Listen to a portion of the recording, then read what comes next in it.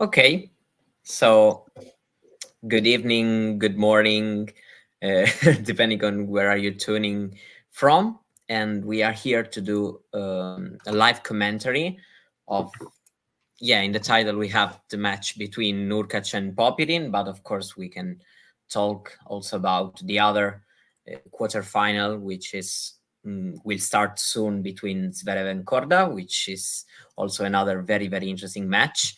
I'm here with Vansh. Hi, Vansh. How are you? Hey Mario, doing all right. The Olympics have come to a close. Really, it was a pretty memorable games. But yeah, we're here to talk about Montreal. Two quarterfinals happening simultaneously. The schedule was a bit of a mess with the rain earlier in the week, and yesterday we were still on round two matches at this time, 24 hours ago.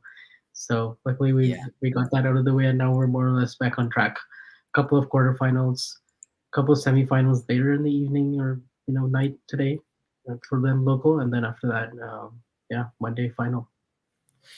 Yeah, absolutely. It's been a bit a bit weird as a week, that's for sure. Because of course the rain came in a very bad moment for the tournament, which also had kind of a day less than usual because it's the main draw started on Tuesday. We have this final on Monday, so yeah, it's been a bit weird. Two quarterfinals have been postponed to today because if not yesterday, some players would have played three Yeah, matches, and of course, it's not humanly possible.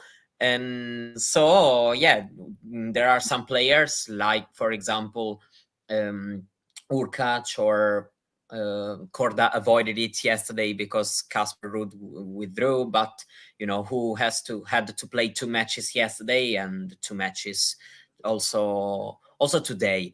And yeah, let's say that um, maybe the match is starting now with Hurkacz about to serve. Hurkacz, who has won two quite tight matches coming back from the injury.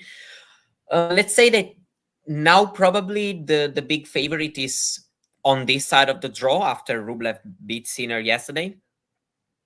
yeah, I think so. I think the favorite is probably Zverev, and then maybe Rublev after that. But yeah, I'm interesting to see what sort of threat Korda can pose because he's on a six-match win streak, and I think Yeah, his win over Taylor Fritz kind of was a big step up because even though he won Washington, he didn't beat a top 20 player to do it. So now he got that, and he played really well in that match, and didn't get a chance to play Rude, which would have been fun to see.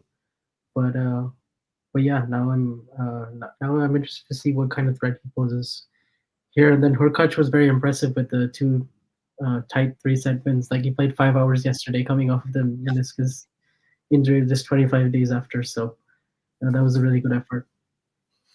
yeah. About Korda, we've seen also. Um, I wanted to ask you this: we've seen the players, especially those who have won a medal, have fought till the end for a medal.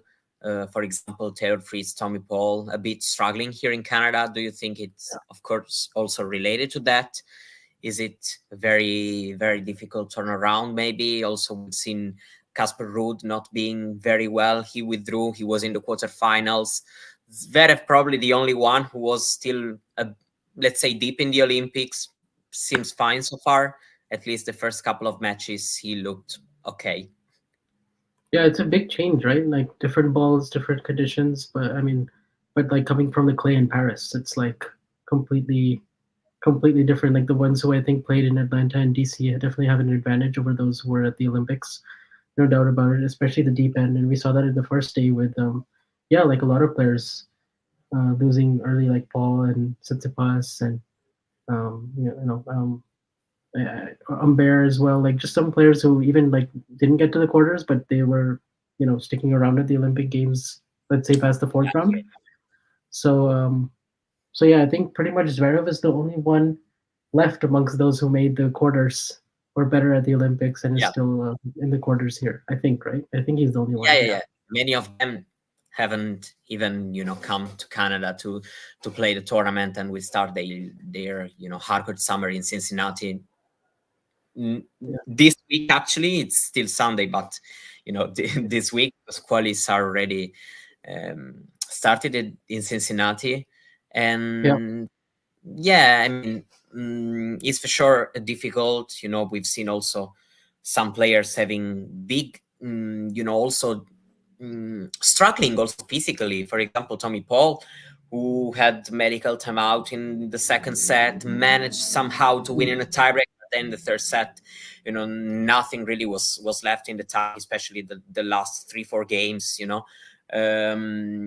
Against a very very solid opponent in that day, like Nakashima, and the same, Fritz hadn't hasn't had some bad patches, like for example Paul in his match against Korda, but still, when something more was required to to make that extra effort to try to prolong the match and try to you know mm, to try to win, he it didn't seem like he had enough, to really um, push Korda to the very limit.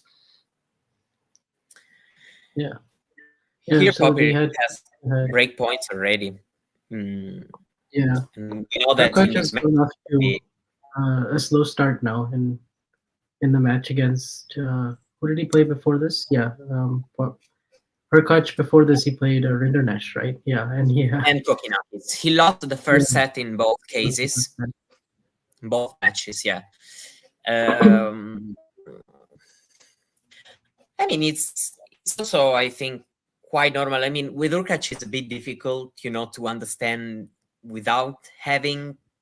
mm if you don't really watch carefully the matches, the scoreline is not very indicative with a player like Hurkacz, because usually we see him, big engaged in tight battles. yeah, And so, you really have to look at his game, look at his movement. He seems quite fine, but of course, it's also understandable for him maybe at times to still be, who knows, maybe also a little bit scared, or having to shake off some rust. I mean, it's not like he hasn't played in ages, because it's been a month or so. 25 days since the surgery after Wimbledon. It was a week after Wimbledon, so more or less a month. But trusting the movement, trusting, if you have to do something more physically, to trust yourself, maybe it's not super easy.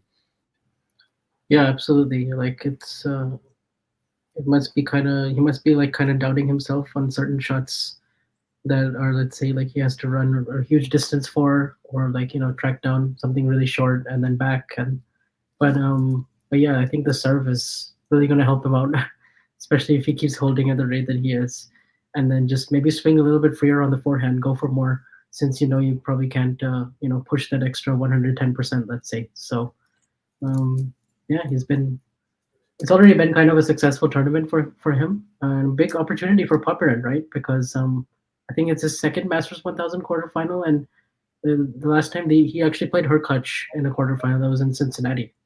It was Yeah, I'll actually, a small curiosity, nothing more.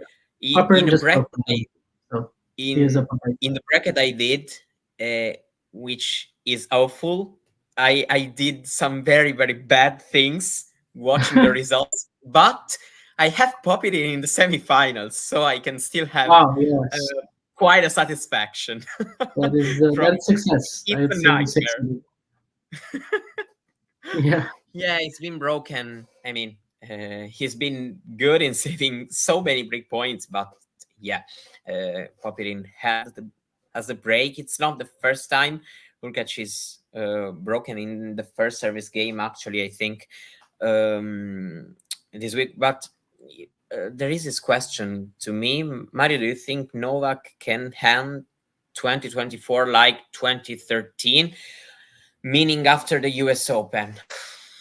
well, yeah, that was he just went on a tear, right? He didn't lose like basically any match. Yeah, yeah, indeed. Then he was super super super close to Nadal in the year-end ranking that year. Uh, I mean, I don't think it's actually that impossible, because it's a stretch of the season Novak really likes. So he usually tends to do very well, regardless of, uh, he he just loves the conditions. Both in Paris, he won 7 times the Masters tournament, where he's been the most successful in terms of the number of titles won, and the ATP Finals, also winning 7 times. And also last year we knew that he has done the double once again. 2022 was also a very, very good display. He I don't know if he can really, win, for example, Shanghai, Paris, and ATP Finals without losing any match, for example.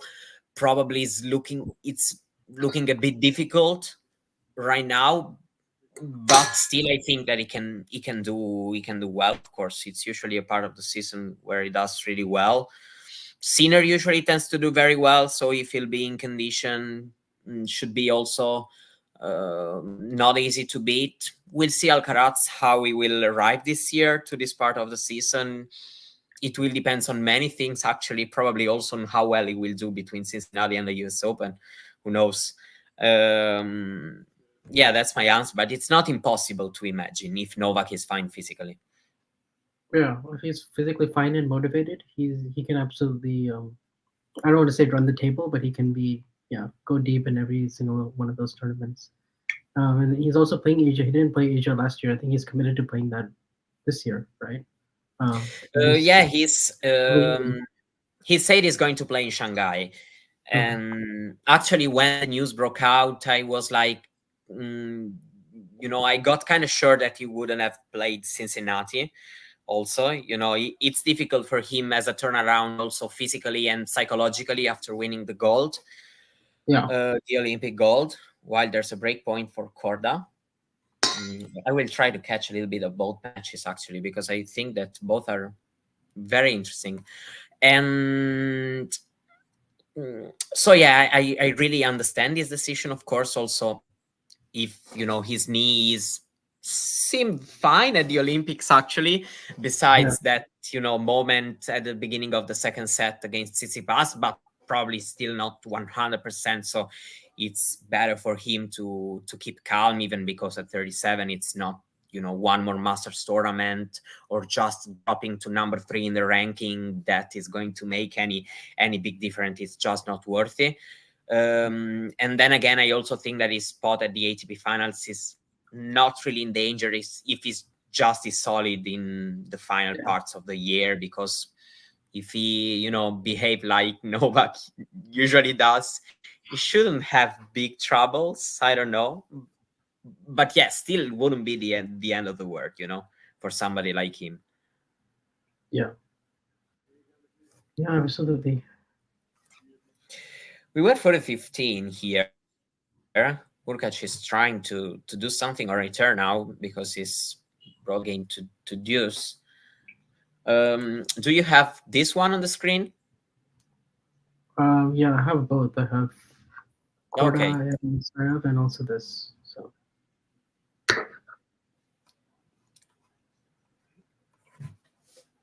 Yeah, Popyrin holds pretty quickly from after being brought to deuce. yeah, Popyrin And received 3 match points yesterday against Dimitrov. absolutely, On he, on he his was serve very when he got close. the tiebreak. Before the second set tiebreak, I think he got two unreturnable serves, and then there was one like forehand inside out that he just unleashed on Dimitrov. Tried to go backhand down the line. He was pretty out of position, but yeah, I was impressed by how he also won the tiebreak, turned it around. He came up with a really big second serve at one point, and yeah, Dimitrov double faults on the set point. I think he will have some, maybe some a missed chance there, maybe to finish it in two. But I think, yeah, for Popyrin, it was a very good win. Yeah, I wanted to. If we watch the live ranking now, we are an Italian and an American, and if we see the first 44 players in the race, Mm, Italy and the United States are the countries which they have the most players with 6. And right. Arnaldi now, after kind of some tough weeks, actually, because he was not playing very well, Mm, he's in a master semifinal. I was Actually, I tend to forget here. Your time is different, so I brought you something before, without realizing that it was very early for you. That um, it's also a bit staggering for me how Arnaldi is in a master semifinal. It doesn't look like a very big deal. Yeah, Um, it's and not I like was huge news, right? That he's in the semis. Like it's not and I doesn't was really. comparing this from when, for example, Fonini was at his peak 6, 7 years ago, 8 years ago, and it looks unbelievable, because he's Mhm. in a master semifinal, and also here in Italy, we are all happy for him, of course, trying to to want him to do well, of course, and it's still a nice thing to see him going deep at a big tournament. But there's not that excitement that it would have been if this had happened like 7 years ago, Yeah, and it's it was a nice thing to Sinner doesn't go well, he's not in best form, no problem. yeah, And it's actually very nice, it's kind of the first time I get to experience this kind of depth in tennis. yeah. You guys really deserve it because you had Fonini, but there wasn't really, and then you had Matteo 2 years later, like really Yeah, posting very consistent results. But since like Sinner, it's just like floodgates have opened for this amount of depth and this many talented players like Kabuli making the final last week. Even then, it didn't feel like there was this huge shock from anybody, like in on site or yeah, on that's social right. media. It was kind of like, oh yeah, okay, that makes sense. Kabuli 500 final, which like you're right, like Yeah, four or that's five right, years ago, it would have been especially like, whoa, huge news. especially in that Washington context, of course, maybe, I don't know, Vienna, for example, that week it's a little bit more stacked as Yeah, 500. But yeah, absolutely. It's also nice to see that it, also Kabali 1 week, Ronaldo in the next week. And yeah, yeah, so it's very nice. While Zverev broke, I yeah. That would was a be. rough start for Korda. Couple of mm, double fault, missed forehand, a little bit of Yeah, shaky. I'll admit that I would be surprised if this is very straightforward. Mm, It can still be a straight set, but my expectations before the match was this is a tough one it's a very tough one for Zverev, or at least should be. So yeah, let's see how the match goes on. What's your thought after yesterday, the match against Rune for Zverev? Yeah, I thought. I thought Zverev like took care of his own serve pretty effectively, and like he played a very good second set tiebreak after he lost his serve to serve for it at 5-4, and then Runa came up with some really good defense. He did well to get the tiebreak back to 6-5 after being down 6-2. But I just thought in general he was just a more solid player, like just more.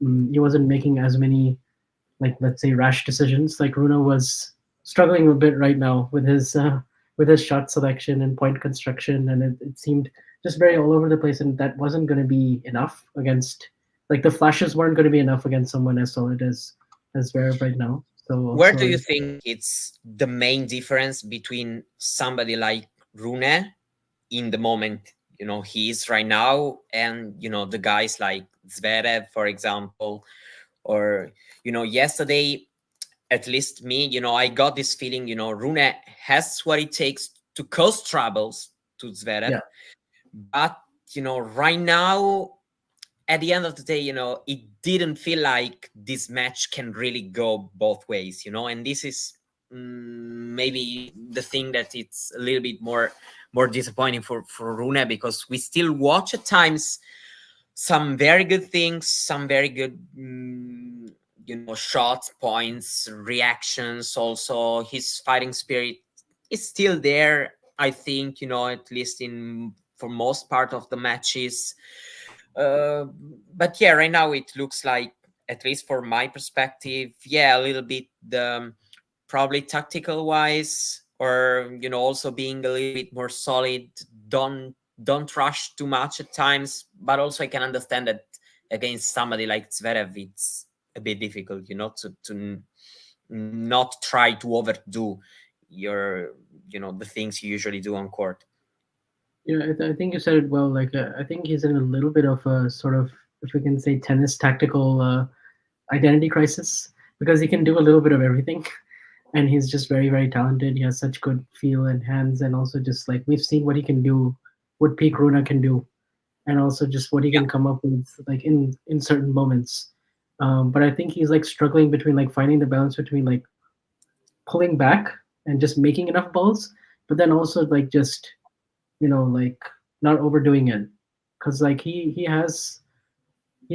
also a guy who is incredibly, like, he has a tremendous amount of self-belief. I don't think that's ever gonna waver, so he always has that in his back pocket. But then he also just kind of is a little bit ambitious at times with like what he thinks he can pull off, and then that kind of gets in his own way and it clouds his thinking in these matches.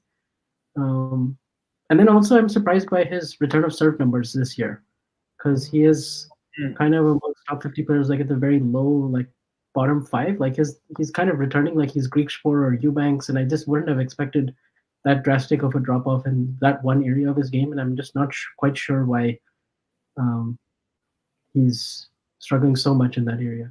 I don't know. Yeah, probably also with some service numbers that don't make the needed difference. It's not like Hurkacz, for example. If you watch his serve stats, you understand. mm, Yeah, you find quite a balance. Rune can serve very well, has done it in some matches, but he needs a higher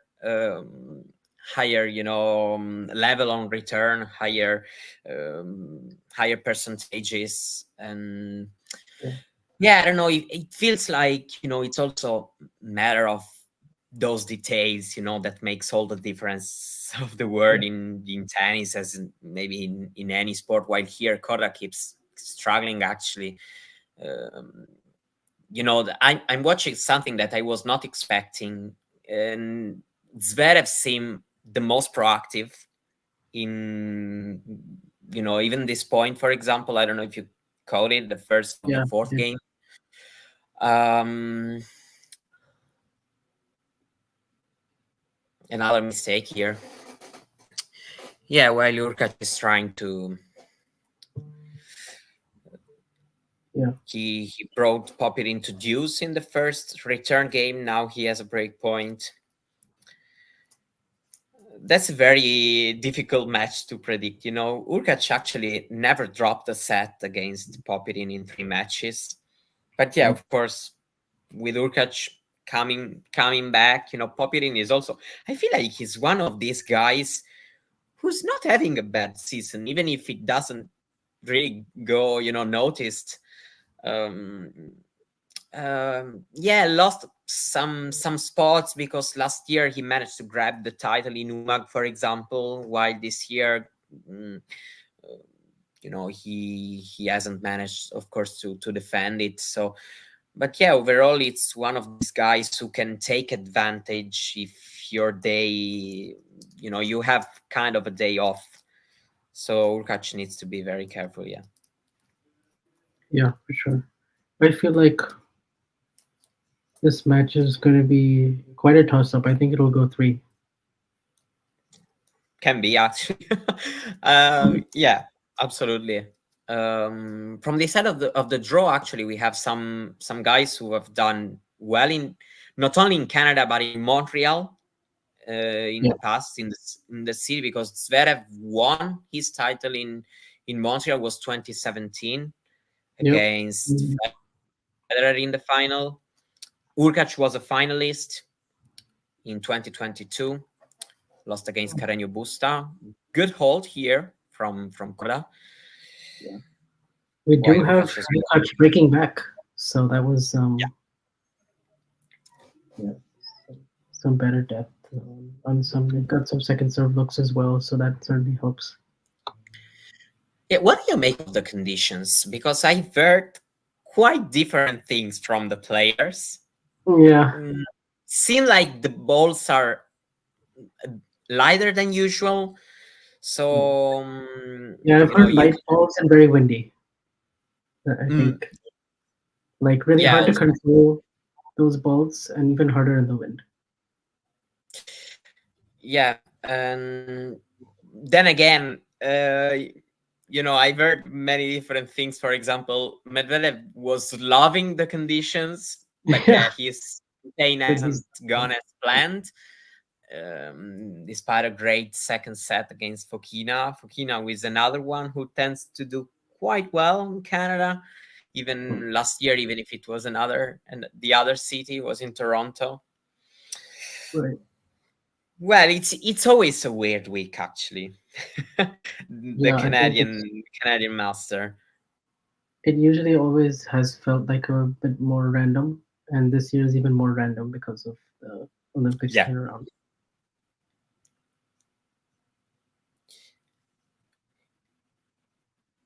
in 2021, I remember Medvedev took the title, beating Opelka Yeah, in the final.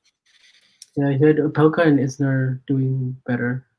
That was Toronto. I feel like Toronto generally rewards the bigger servers and people with like more explosive games. Yeah, even Um, if Medvedev was on fire, I remember he dropped yeah, like 6 games against Isner and 4 games against Opelka, yeah, something like that, actually. that was the Um, time when he was returning like prime Djokovic and serving like prime yeah, Isner. It was crazy. well, I mean, was very, very close to complete the SummerSlam, actually, because he lost in the Yeah, semis in Cincinnati and he had chances to win that match. right. He And like then hit the the US Open, camera and then he yeah, the kind of camera gate, his yeah. wrist a little bit, and I thought he was gonna take the title to be honest, and then Yeah, obviously probably. I he mean, Zverev was playing also very good, at least, in the final he did. yeah. So yeah, still was a tough match for Medvedev, but yeah, also Medvedev is usually a favorite matchup against Zverev. Yeah, Last year usually he lost in Cincinnati though against Zverev. right. It seems like the tighter the match goes, Medvedev usually prevails in those really But close ones. do you find a bit worrying that he's not winning any title? A little bit, to be honest, because it's been a while now since 2023 Rome, and he's got those couple of good wins, like at Wimbledon against Sinner, even if Sinner was, of course, not 100%, and then also against Alcaraz at the U.S. Open. But and he's like kind of getting to those semis and finals, but I'm a bit worried that his serve is not where it needs to be to Hmm, you know go even further. Because in 2021 he was serving unbelievable, and I think since yeah, that's then right. Yeah, there's because been a a week big like this drop one, off. you have Sinner who's coming back from the illness. We saw it yesterday. I thought this was a big missed chance for sure because I think Yeah, there is, Zverev is playing very well this season, but he's on the other side of the draw, so no need really to worry. At worst, you face him in the final. No Alcaraz, no Djokovic. It's that kind of big tournament where with one big win, you've pretty much done the job. At Wimbledon, it was not the case because um, if Zverev wins the title, will he overtake Carlos Saif in the race? I think not in the ranking. In the race, yes. the race he will. Okay, I didn't Yeah, realize in that the he got. race he will. Okay, He would enter Cincinnati as the second in the race. wow. While in the ranking, no, but it would be 175 points, 65 points behind Alcaraz, with fewer points to defend at both Cincinnati and the US Open. Hmm. I mean, Zverev is doing, very inconsistent season, even if he hasn't. Yeah, he won a Masters in Rome. He is He the has the man. most wins on the year, I think. Right, he has Yeah, most 49 wins, wins exactly. with Today can be his 50th. 50th win. So Yeah, wow. Yeah, that that's feels right. He's been winning a ton every week.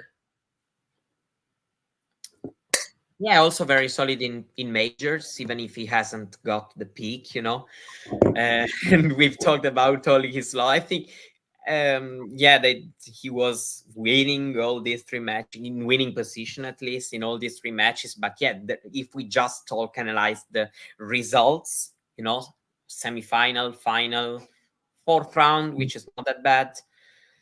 So yeah, it kind of makes sense. You know, Alcaraz has pretty much done the opposite than Zverev. You know, Mhm. peaked the two slams he won. He won in Indian Wells, but beside that, you know, he doesn't have kind of most semi-final placements or something like that. Yeah. Uh, You kind of have three players known for different things right now, like in the race, right? You have Sinner with the really high win percentage. yeah, Like I think he's like what 44-5, which is the best. And then you yeah, have yeah, yeah. Zverev with the most number of wins, and then you have Alcaraz with like the highest peaks and the two majors. Yeah. Then, of course, you know, we have Yeah. also a fourth player who reminded us 1 week Yes, ago that he can and then you have still the do. aura. You have the aura. Yeah, exactly. He can still do pretty much amazing things. Oh yeah. So, Ghosty, hi. Yesterday, Tommy Paul played doubles with Andre Agassi, and I thought about you. You came in my mind.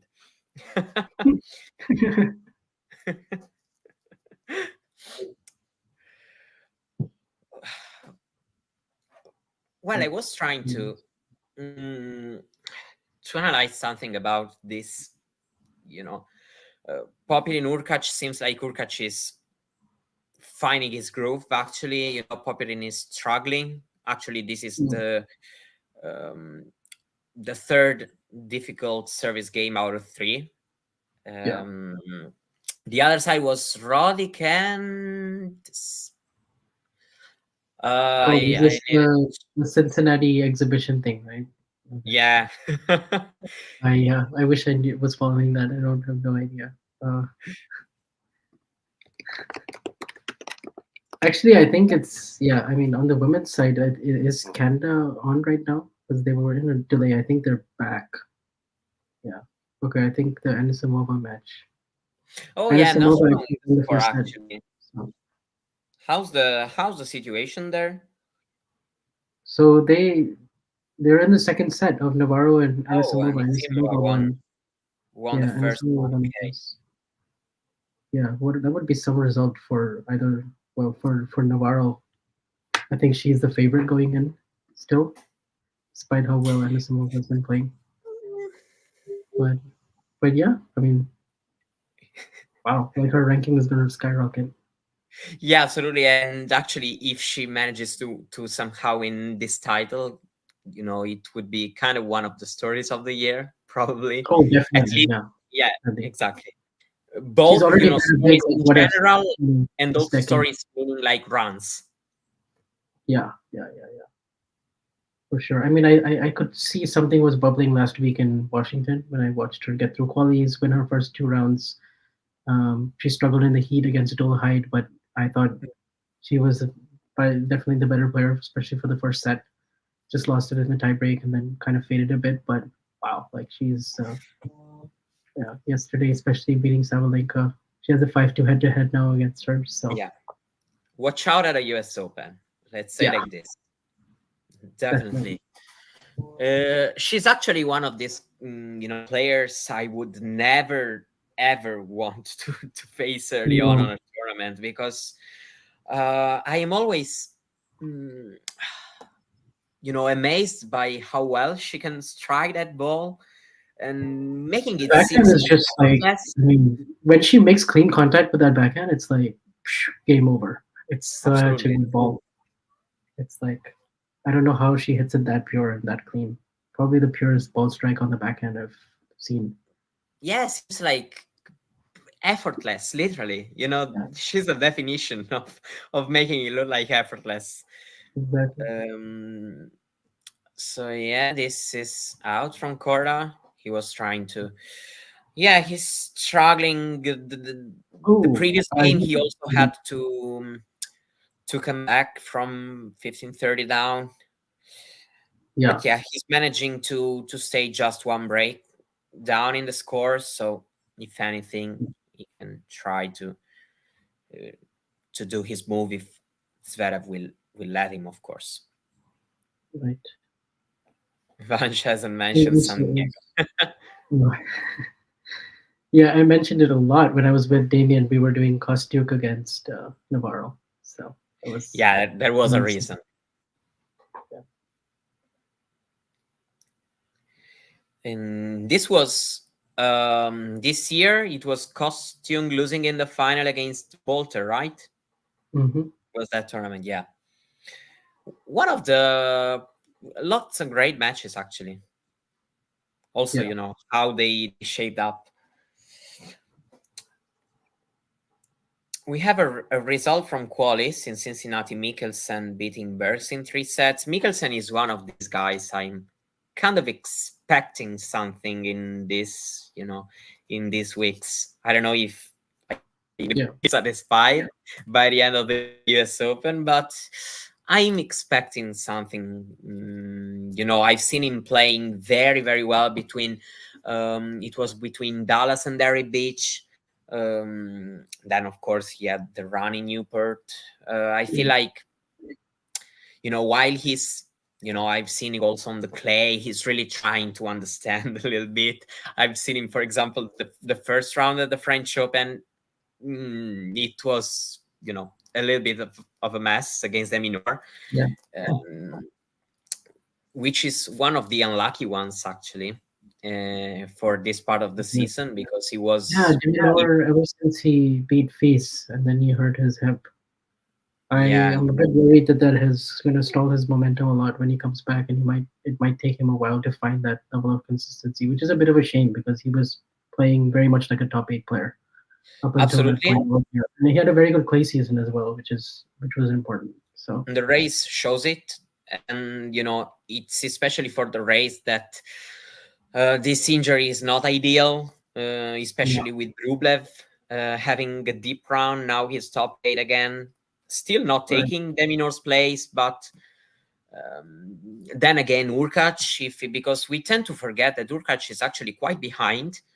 He is 13th in the race. His Yes. ranking is also very high due to the Shanghai title, Mhm. and it was also a Basel final. So, Yeah. but yeah, right now again some troubles for Popyrin on serve. Yeah, Popyrin's serve this set has been, I talked about it being a huge strength against Dimitrov on those match point saves, but man, today his first serve percentage is quite low these last few service games. This is giving Hurkacz a lot of opportunities in baseline rallies, especially when they go backhand to backhand. You really like QB.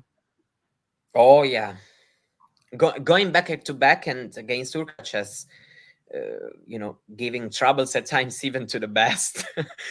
Yeah, very much. So I remember, for I think we example, do in have the also semifinal, Zverev.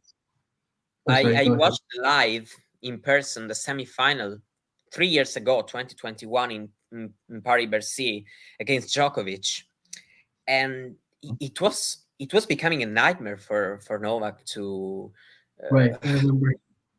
to know how to push Hurkacz away from that backhand side. Is very, very solid and kind of annoying at times if you are his opponent, also because of his defense is actually underrated, I think. Yeah, very much, especially on the backhand wing because he can also hit the open stance one. He can also slice. He can keep it really low, and when he makes contact with it, it stays very low as well. It's a bit like Andy Murray, because he has that short take back, and so he's very good at absorbing that pace. He's very capable on that side. Forehand, kind of a bit of hit or miss, but when he goes after it and he likes to come forward with it, that's when I feel like he's become really dangerous when he does that. While Hurkacz is serving for the And he set, got the break, Zverev, so Zverev already saved a break point he conceded thanks to a great first serve. yeah. But yeah, so just to mention how important it can be, to just hang in the score, stay there despite, facing many difficulties, and then you I think never it's know. still been a challenge for Zverev, as great as the season has been. Still closing out some very important matches has been rough, right? Absolutely. Obviously, I mean, especially Wimbledon ended slams that because you bit won a of an injury. master. So, Yeah, but yeah, but some you do feel matches. like if you can just extend it, if you can just stay in it and keep it very close, maybe your chance will come, and then you have to be prepared to walk through the door. Yeah, that's right. He tends to while the other players, we were talking about those three players who are kind of, the best of this year, Yeah, especially in terms of the race. And while the other two, it's maybe, especially in these matches, for example, yesterday Rublev still had to fly away in that third set. uh, yeah, Zverev tends to at times give you an opportunity more than the other two. This is out, so Korda breaks back yeah, 4-3. yeah. That seemed like, yeah, it just sailed wide in the wind, and Korda was wise to attack that side when approaching. I am Yeah. always very, very. I'd always be very careful if you're approaching Zverev's backhand wing and you're Yeah, trying to control it.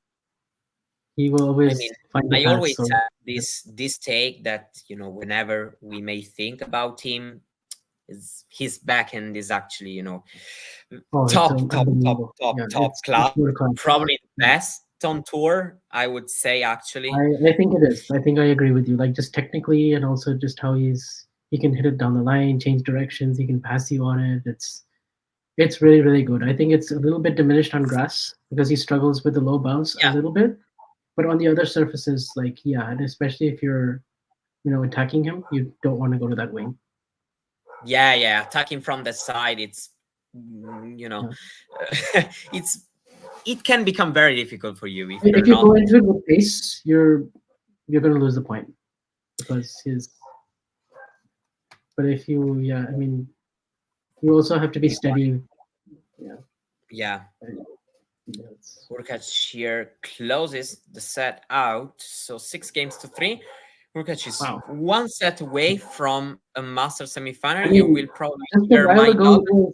I it don't was love know. 2 30 40.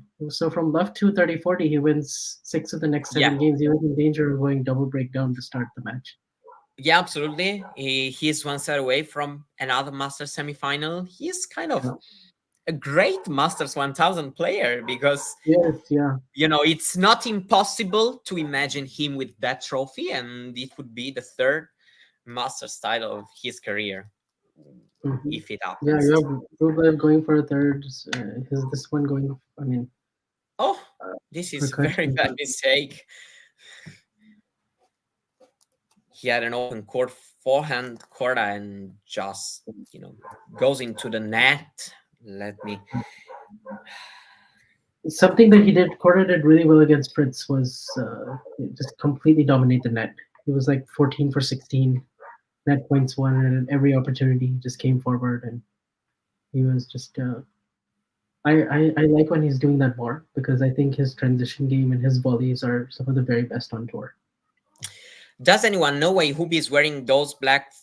I mean, I really think it's a matter of trying to avoid, any kind of muscle issue. Probably also related to all that thing with Probably the related knee. to the knee, right? Yeah. It can happen to you that maybe, especially if your preparation maybe has not been at 100% yet. It's another player who actually wears those pretty much often in some conditions. It's like Azarenka. Mm. We've seen this from players. I feel like for Hurkacz is totally related from the knee injury, and it's a matter of keeping the muscles, uh, safe and warmer. And Yeah. while Korda has two chances to hold, it would be 4 games all. Yeah. From 1 4 15 30.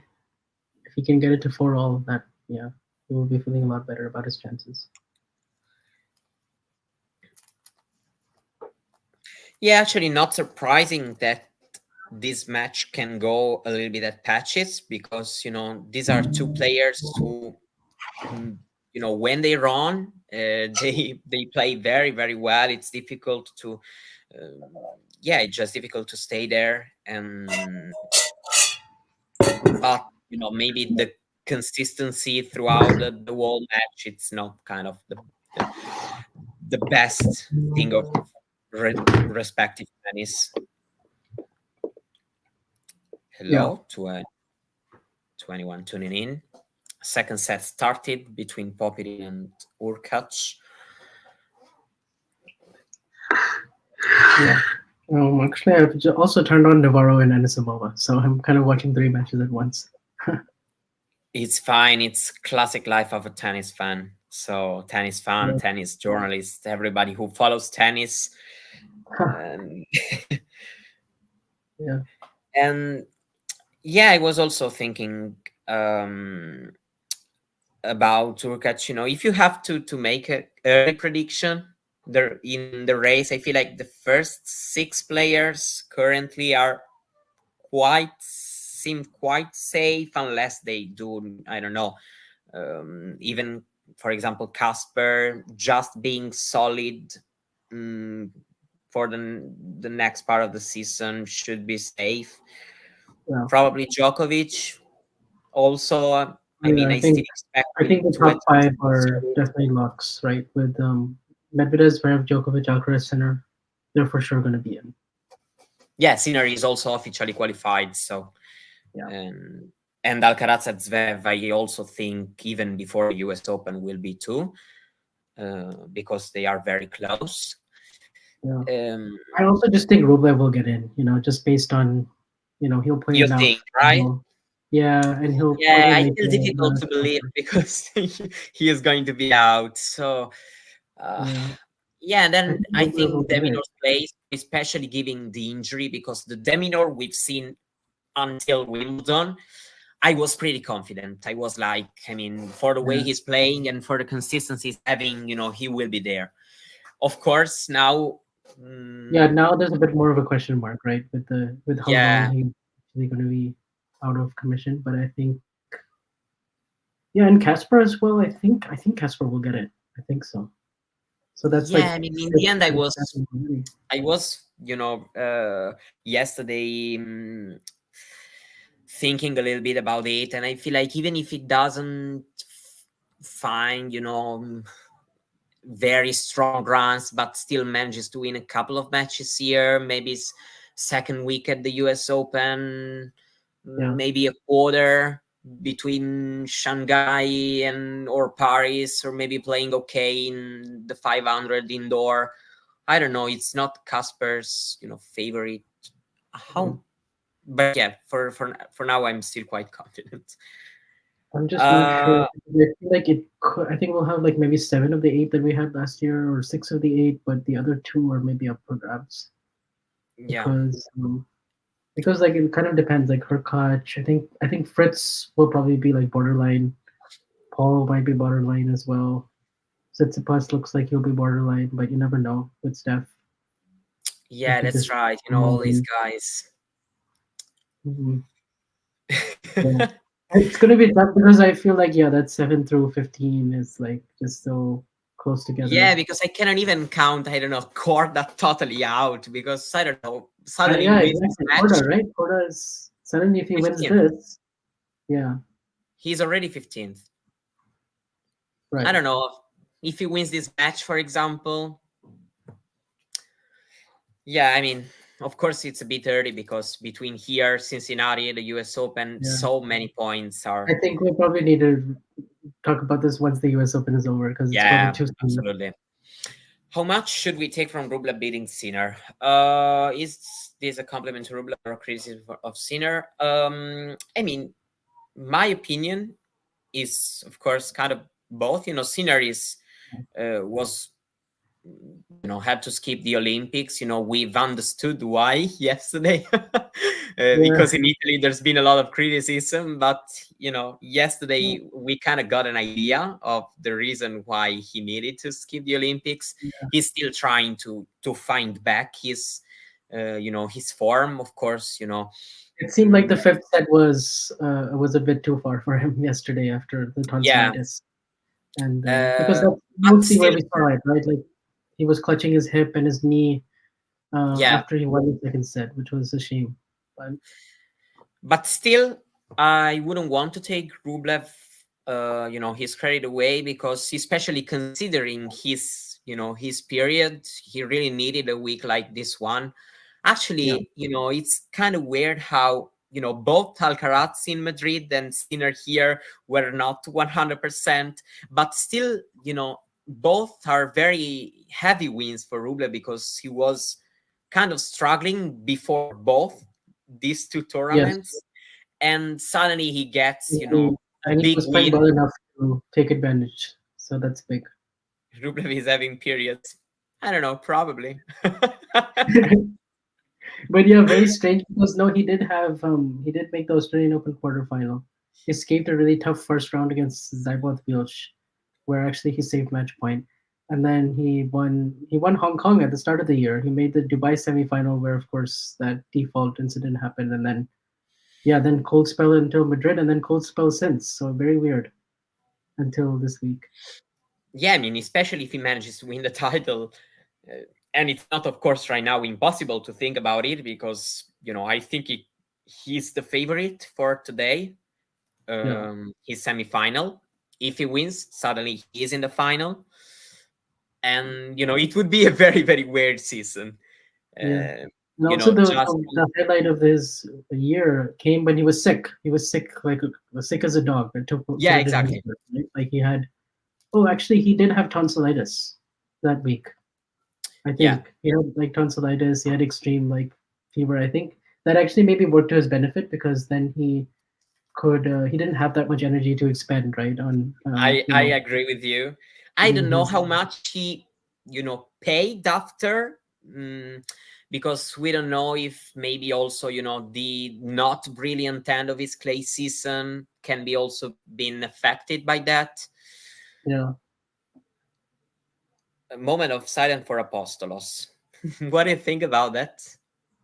Oh, That yeah. season was used. I want to believe that it'll change something, but I am very cautious about how I'm approaching it because last year, if you recall, in August, he split up with, or he said that his dad is no longer the main coach, and Mark Philippoussis is going to be the main coach, and that was beginning of August. But then after the U.S. Open finished, then Philippoussis was not in the camp anymore, and Apostolos was the main coach, and so they've tried bringing other voices in before, but it's been hard for that family dynamic because it Yeah. feels like it'll be hard for me to just believe like Apostolos won't be in the picture anymore. He's still going to be traveling with stuff, so that's what makes it a little bit tricky. Yeah, but also Obviously it's still a big because step many to weeks there is also Petros with them. yeah for the And doubles, and I don't know, it's always been a know, weird dynamic, actually. it has, Uh, yeah. At times it's been uncomfortable to watch because yeah, I you agree. you feel for him to a certain extent, but then at the same time it's like how I don't long know can if this you really continue, remember, right? it It's, was a match against Rublev, actually, the yeah, ATP ATP Finals. Finals. Oh, that's when it was very bad, right? In that third set, and that's when I think everybody was pointing it out that oh, it's definitely hurting him. Yeah, I mean, it's a weird case, of a player, because he has some very, very good things in his game Mm. that are really strong, reliable weapons, actually. Oh uh, yeah, Other things, it seems like they have been a little bit stagnated. His flows have, yeah, mm, he hasn't really taken that step ahead, so more or less we are watching kind of the same thing every year, even with if right now, even at kind of a lower level, but more or less, on clay, he manages to show less of these weaknesses when things get a bit faster, especially with players like, for example, Nishikori, one of the best players in the world, when it's in taking the time away. It's Nishikori's main feature, probably. yeah, And this first step is a nightmare. And yeah, so I don't know. I feel I like think it can it's, still be, ranked higher than this. yeah. Yeah, I but think it some gets either way in because the other department. players develop in the meantime. That's why. Yeah, I think that's the issue because it used to. I mean, I think I'm trying to figure out like what really has sort of changed because he still finished year end number four. I think 2 years in a row, or I think 2021, 2022. Yeah, And then last year he finishes year end number six, but that's kind of all because of the Australian Open final and the January that he had. And since then, he hasn't had like many memorable weeks. Like to be honest, even clay season last year was consistent, but it also feels like every time he goes up against Djokovic and Alcaraz and those guys, he just doesn't really believe anymore. I think that's been the big thing for me. Is like I've just seen his yeah, self belief just totally evaporate, where he just feels like there's a whole class above him, and he yeah, and kind of goes in. it's very bad to see actually because There's a lot of it's scar not a tissue. matter, it's not a matter of compare yourself to these guys. It's just, you have to believe that right now, right here, Yeah. I can go out of the court, Because being we can the harp winner. on the backhand and we can harp on the return of serve, but that always was a problem, right? That's not something that is going to improve like majorly the rest of his career. I don't think, because he's already 25, 26. I don't think a coach can just come in and just change his technique and do a total overhaul. He just kind of has to work with what he has. And most coaches don't do that, right? They focus on their strengths of the player and they like to get that out more. And it's about managing the weakness. Yeah, So do I you know kind of, why? Do you know one of the sentence a lot of players say that I really don't like? Focusing on what's that? myself, focusing on my game. It's wrong. Of course, you Yeah. focus on yourself, on your game, but you know, mm, I don't know. It's not enough, in my opinion. If you really Yeah. want to take that step, even the best in the very very best in the game, top two three guys Yeah. have something to come up with to solve it. So it's not There- always. There's some tactical things though that I just don't understand with him. Like he'll step in on first serve returns and he'll try to take huge cuts at them when he's much better off like just you know Yeah, standing far behind the baseline, especially on clay where he has so much time and he can just make those a lot of those forehands, or he can just get the ball really deep and heavy cross court with his backhand, and then he's at least he's in the point. Then he can use his weapons, but he mixes it up, and for me, I don't understand why he does that because now you're not making enough returns, and like that's your problem. just to give Uh, an update, while Hurkacz is flying to towards the semifinal because he's a yeah. set of and the breakup, so in a very good position now to try to close the match in straight sets. In the other match, we've seen Korda struggling a lot at the beginning, but now Hmm. he's a better player. Yeah, now he's been the better player for the last 4 or 5 games, and Zverev started this service game off with a double fault, I believe. Now he's just saved a break point. Uh, yeah, Yeah, this is we've a seen really important a phase in the match slight. because It was very slight actually, but we've still seen yeah. a rocket throw after the 30-all point, when Zverev, conceded his break point. There is Hmm. another one which can be Yeah, very important to Korda. yeah. Oh, I like the way he just stepped in and took that backhand early, and yeah, very confident on that shot. He's also another guy that you just watch sometimes when he's in full flow, and you're like, this. He's just so effortless, with Yeah, especially like how compact his strokes are. It just doesn't feel like he's doing that much, um, but they're coming off of his strings with such serious yeah, power. I It's, always say like this. I always say that when he's in really playing at his peak, you watch him and you're like, also comparing to his also fellow countrymen, in my opinion, you feel like probably this guy can have the higher peak. Right now, it hasn't happened. yeah, it hasn't yet, but Yeah, I mean, there's still a lot might of be time. on. For example, a guy like Paul, for example, at 23, he wasn't, or 24. I don't remember if Korda has already turned 24, but Yeah, I think he turned 24 in July. okay. This For spring this example, a guy like Tommy Paul, he was not a top 20 player in 3 years ago. So No. there's still time. Yes.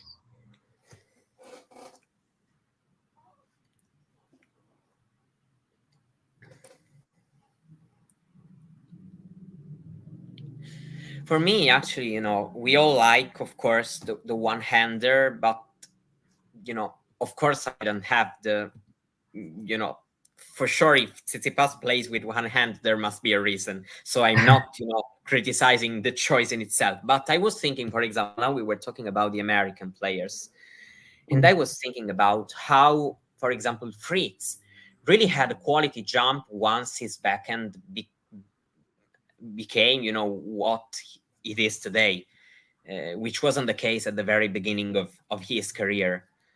And mm, and for Tsitsipas, I look the process a little bit more difficult actually, because for me, the two enders make these improvements probably a little bit easier. Uh, because Yeah, Tsitsipas, for example, could add, I don't know, some more slicing, but it hasn't been very good when he tried. yeah. He doesn't seem very comfortable with the slice. Like when he does go to it, it just floats very high and it's not doing the job. Especially especially on grass when he tries to use it, it's not been working at all. Um, yeah, there's just something in his mechanics as well with the way that he's Yeah. producing the shot that's very difficult to like. I don't know at this stage of his career like change completely. Like No, he's kind of always gonna have that. I don't know, unless you Weakness. can just decide, what. And that's not Yeah, really the case for the other one-handers, right? I mean, you have Dimitrov with a fantastic slice. You have Musetti, whose slice is yeah, just indeed. second I to don't none. know. Yeah, in the end, the other players who made this choice, I think at least the top players have a good back, and Musetti, for example, it's very Team good. didn't use Team is actually someone who didn't have a great slice. I would say like Yeah, 2015, 16, 17, but 18. But of course, his just top spin with a backhand was yeah, mm, but I do think very it improved. When he was at his peak, absolutely. he was using it a lot more, especially on the faster surfaces. It was doing the job. But ooh, all that hold, Zverev Zverev managed just managed to hold. So to get a big hold. Yeah, Hurkacz is trying to do the same after saving a break point. Would be a very important hold to keep marching towards the win. yeah.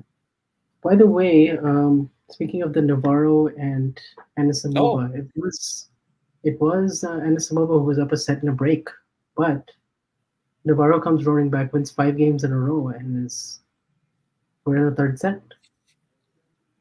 And I think Anisimova just took a medical timeout for something, so we'll see if there's something I she's could going have on. had a perfect bracket in Toronto, because I I had both Pegula and Navarro in the semifinals, but Mhm. I chose to trust Goff, and so Okay, I chose Goff and Navarro in the end, right. so I won't get the final right. Oh, okay, yeah, that point was interesting. With you know, they had to hit a pretty difficult overhead, but got it done. Brings up 30. Yeah, it has shapen up as the most interesting match actually between the two. Yeah. Which I mean, also if you have two players of this quality and they're playing for the first time, it definitely adds a lot more intrigue because you can imagine what the patterns are going to be like in your head, but when the match plays out, it's kind of the figuring it out as well for the first time. So it Oh just yeah, makes it absolutely. more intriguing. Have you watched the just a small off topic? Have you watched the women's basketball I watched earlier? the Or Novak, yeah, I you watched the watched it? Novak. I thought Great job. I thought they were going to get it done. They did. So Yeah, it was the the deciding the decider for winning the medal race. Right. Yeah, I I wonder think how it is did to, we yeah, did if we end up tying any them for medal the for you all count less than how it counts for me, and maybe it counts for me less than what it counts for somebody from another country, because you are from a country who got tons of medals. yeah. I'm from Italy. I cannot complain, actually. Not the same amount, of course, as the United States, but still managing to, grab 40 medals, 12 golds. Yeah. It's most than most of the countries. And I don't know. I always try to be like, how do people from other countries feel? So Yeah, I guess you're comparing to your own standard, and then you're yeah, probably like exactly. 50%, right? Like for us, if we didn't get first or second, like it would be a failure. But for you guys, 12 is very solid and 40 Yeah, and overall. it depends, of course, also on the sports. For example, I don't know if Fritz or Paul wins the bronze medal in singles. It's a great result, knowing how Yeah, tennis is. And maybe if, I don't know, Kerry Ledecky ends third in the 800 yeah, freestyle, it's a failure for her. right, exactly. Or if Simone Biles doesn't, top the Yeah, podium, top the exactly. podium, it's a failure. A bad start of the tiebreak from Korda, which has been the better Yeah, player at the end of the set.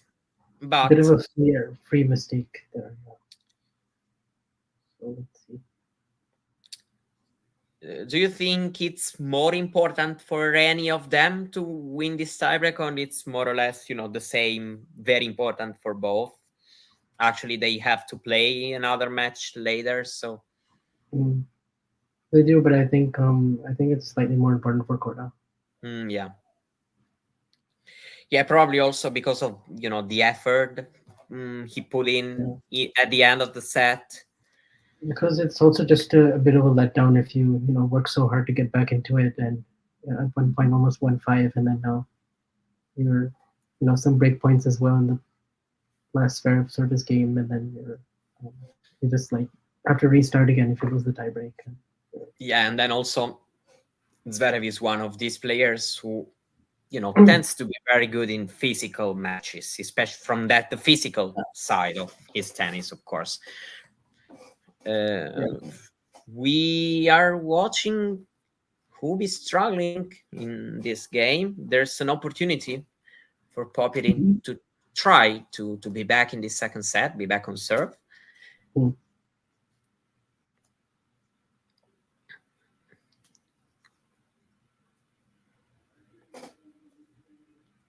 We've seen many opportunities in that match, more than probably we were expecting. Opportunity to break Yeah, this would be even for Hubie to get broken twice and be up one set in a break twice, is and he conceded a break point also in the previous game, and of course in his second service game of the match when he was love to down. So many games with a double fault. It was, yes, from Zverev, oh, who served the 186 second serve. we see a little bit more of Trying that. to compare in miles per hour, it's like 116, Yeah, 116 that's more or already less. his seventh of the match, by the way. So it is up quite a Seventh. bit. Yeah, this is already his seventh of the match. I didn't notice. Yeah, I think before they were kind of coming in when he was up ahead in service games, so they didn't feel that crucial. But now Yeah, it's yeah, absolutely. Um, Before, earlier in his career, between 2019, 2012, it was an issue also in matter of how many. Later, you know, today, of course, they are kind of many, but usually he reduced much how many Yeah, double faults he makes, but still by he just tends by making to more first serves, making more exactly, first serves at big exactly, targets. That's how he does it. and Like but just still making, he tends at times when yeah, things get tight, he can lose a yeah. little bit his second serve. Of course, we all Especially in these remember, kind of conditions, outdoor, windy, he still kind of has like a bit of a high ball toss. So I wonder if that's. Um, and a flawless backhand. oh yeah, see, like that's that kind of backhand, like shoulder height. Yeah, That's just like I don't know how. yeah, it's very few players do it like way that way. While Yeah, Popyrin, as of course our producer he's reminded us, has broken back. So let's see how let's this see. This second might have set. been unpredictable with how these guys are serving and returning so far. It's not the kind of Yeah, great. still watching Hurkacz, considering the knee situation, seems fine. Yeah. That's Hmm. probably the most important thing. Yeah. Although Popperin just missed a very easy volley to go down in the game.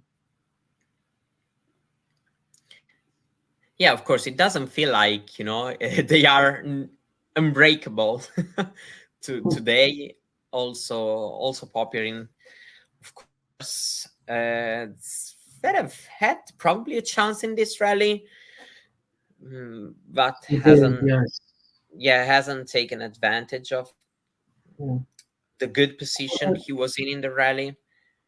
Korda did well in that point to not go so close to the line on that cross court backhand that he hit. Because I thought he might, I thought it was going to go closer than it did, and then he actually managed to open up the court and get an inside in forehand. So that's some good discipline. And now he's back on serve. I want Mario to Let's be see. my friend. We can be friends, of course.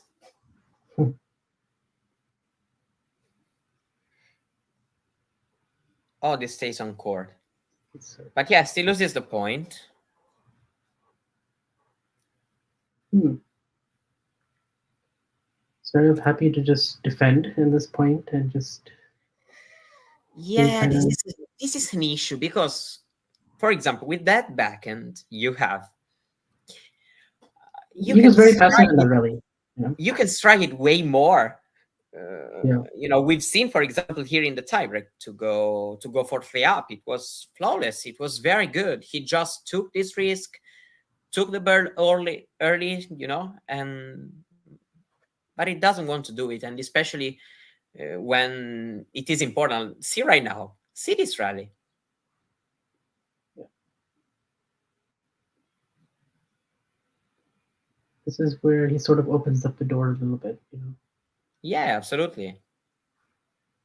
And then if you're strong enough, then you can walk through it. I Let's also see. feel like as an opponent, you get it. You get a message. You do. Cool. Yeah, he did it. Set And, point corner. and Korda played the perfect point, you know, but it was Zverev allowing him to do all the dictating and just he was Yeah, kind of the yeah. passenger in that rally, you know, and he was happy to just take a back seat. And sometimes against less confident players, he'll get away with it, but no, not against Korda playing it like this.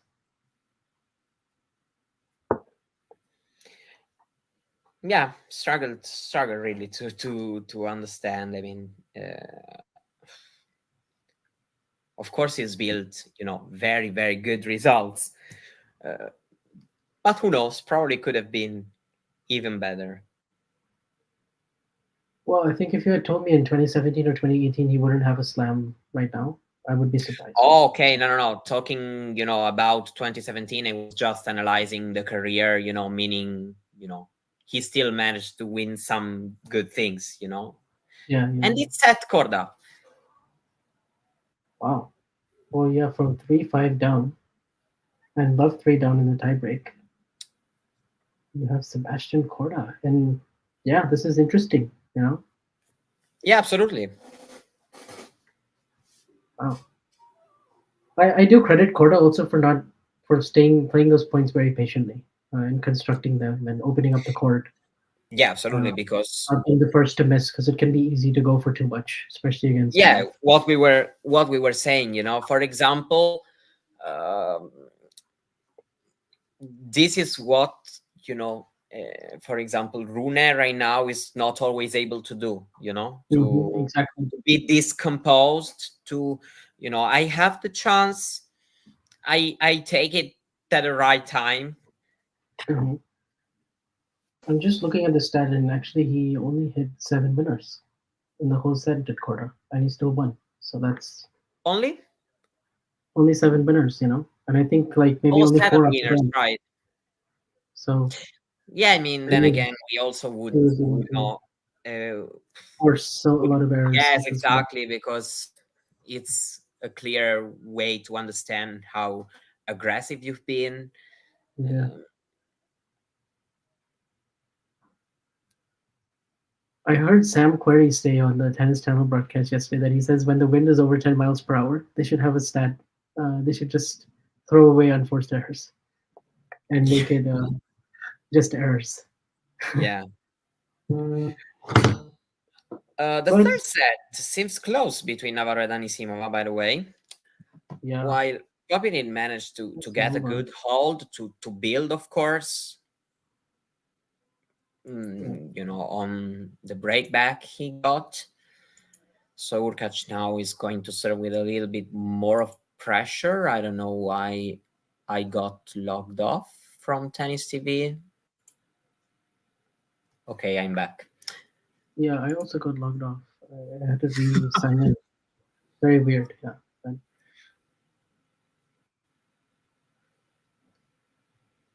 mm, yeah, John is talking about how good Korda was January 2023. Yeah. Um, yeah, the wins over Medvedev and Hurkacz at the Australian Open, and then also pushing Djokovic in the Adelaide Yeah, final. Yeah, until the wrist injury, and then I think after that, it was also pretty good in the fall last year. Shanghai yeah, he semifinal, was. He was. Leipzig finals. Well, he's been. I also remember that he was very young and had some very good run at, for example, Wimbledon, a run that ended with that infamous set against Yeah, Kachanov with but all those Clerk breaks. But still, it did was a this. great run for Korda at the moment. Uh, so yeah, I mean, there's always been a lot of talk about him, having, let's say, the talent to be a bit higher than where it is right now. Seems like things in this summer are clicking, regardless of how this match is going to end. Still, Yeah.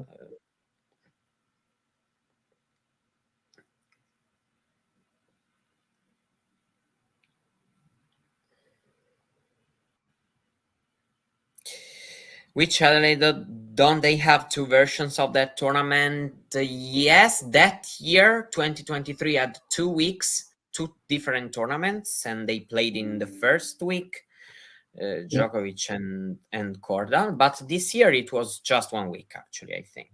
just one. Yeah. Yeah. Oh yeah, Lechka beating Draper. Now I remember. Mhm. Yeah. Quite a few players winning their first title this year, which is good. Yeah, a lot actually. I think they are 10 probably, or I 9 think or so. 10. So I had this stat. Of course, I don't have it It right was now particularly here, happy but for a lot of the older players when they did it. Like Jan Struff winning, like not finishing his career without having won a title would have just felt wrong. yeah, So absolutely. And then he also got that. Thompson got his first Thompson, title. yeah, Thompson lost Cabos the way he also did it after those marathon matches. And then he also won in doubles that week. Yeah, right. He did the double. Of course, Zverev like has Draper, great he hadn't points. won one, but you kind of knew he was going to at some point, like this year. So Mhm. he got it.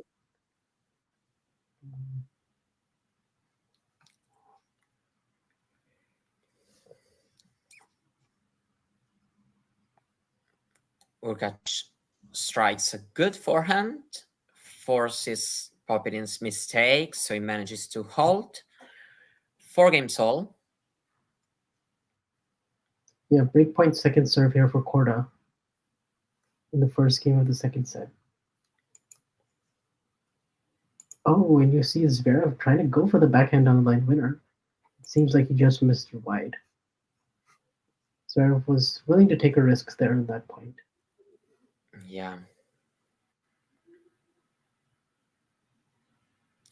There's also a pretty marathon third game happening right now between Anisimova and Navarro. Like seventh deuce.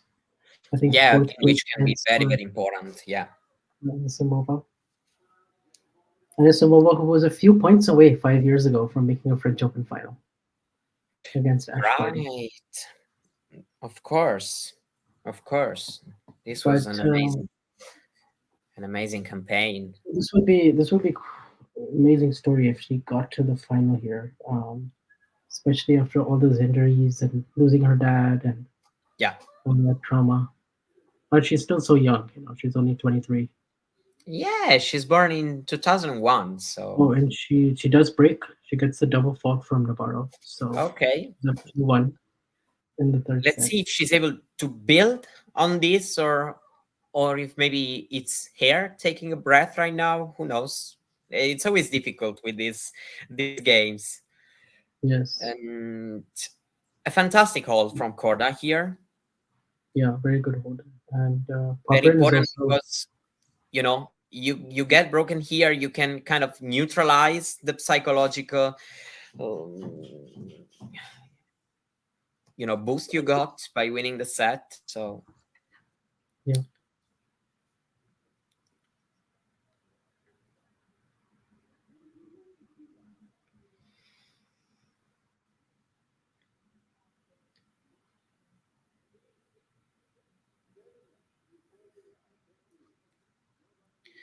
is it hot where you live? A little bit. It's like 30 degrees Celsius. So Okay. it's like, yeah, I guess just dry, hot sun. Not like DC. DC was crazy. DC Oh. was like almost 40 degrees Celsius with Oof. tremendous humidity as well. Oh So my it was god. brutal. Like I Then don't at know the how the tennis, players. I don't know about you, but at the tennis you feel the heat even more than Oh yeah, usual. I don't know, when I go especially to Rome, it's May, so it's like as hot as it can be. It's like 22 degrees Celsius, and well, it imagine feels the so temperature damn on the hot. court. On the court is like much higher than even what it is Yes, exactly. again. Then also that, of course.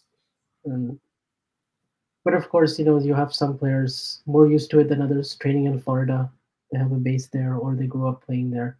Korda, for example, is someone who likes the heat. That's more or less all the Americans find themselves quite well in the heat. I've got this feeling. Yeah, seems like it, especially the ones who grew up more with it. We have some heat in Southern California, but it's more like dry heat, and it's not Yeah, I got it. the same as, like, say, Florida humidity.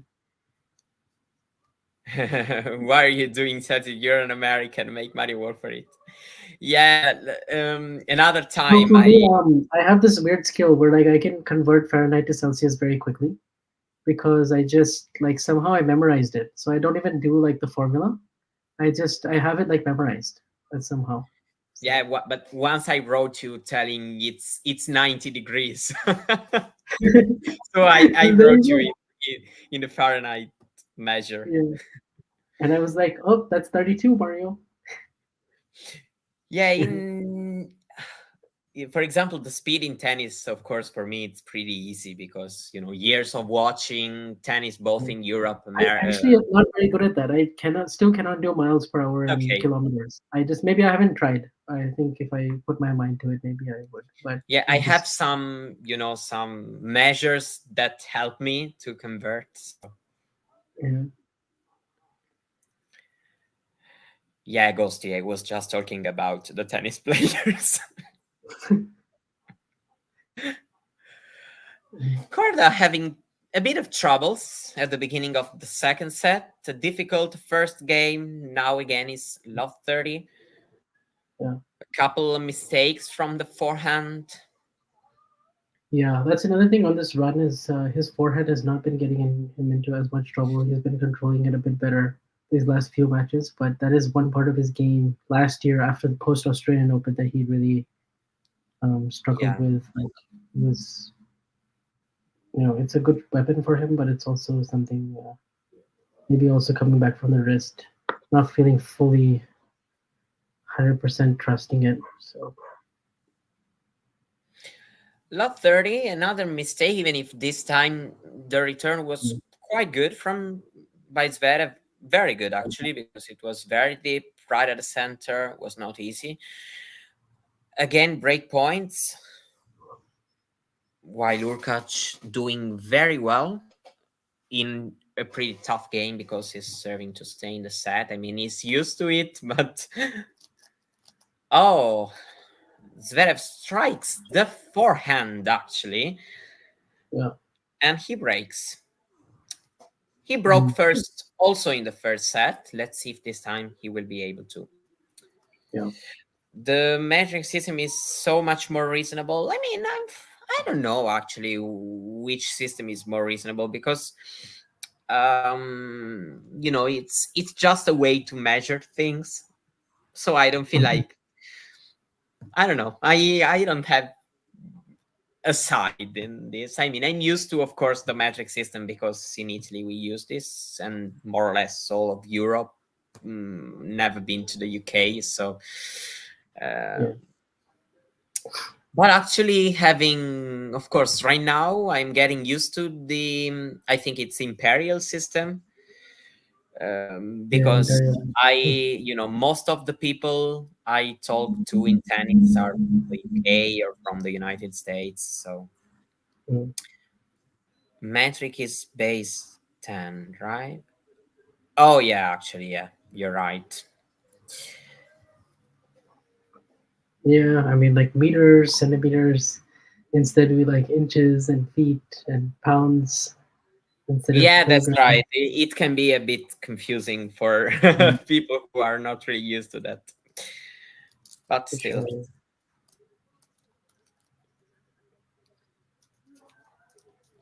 I think in Europe they also use a lot of the what standard time, like 17:30, 16:30 instead of 4:30, 5:30. So that's That's sometimes right. I get That's used to right. that. Even if at least where I live, I tell you that in the taught language, not really. But another thing is that we don't even need to say, for example, in the afternoon, we just say, at 7, and in the context you understand. In the tall Yeah, language, in the written yeah, language, then nonsense. yes, you're right. 19, 18, 6, 17, for example.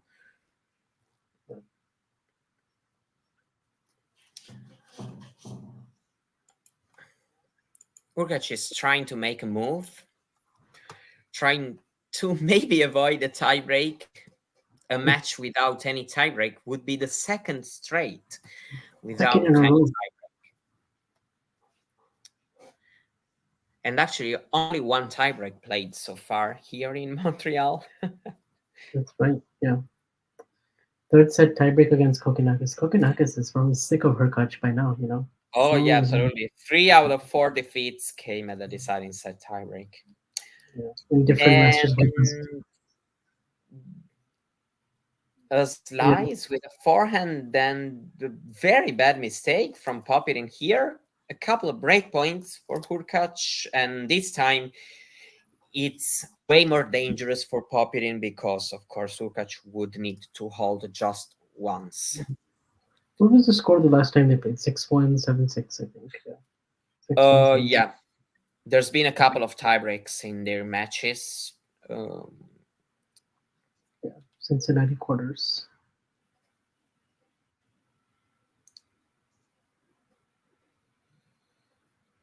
Okay, 30 we say points, good serve.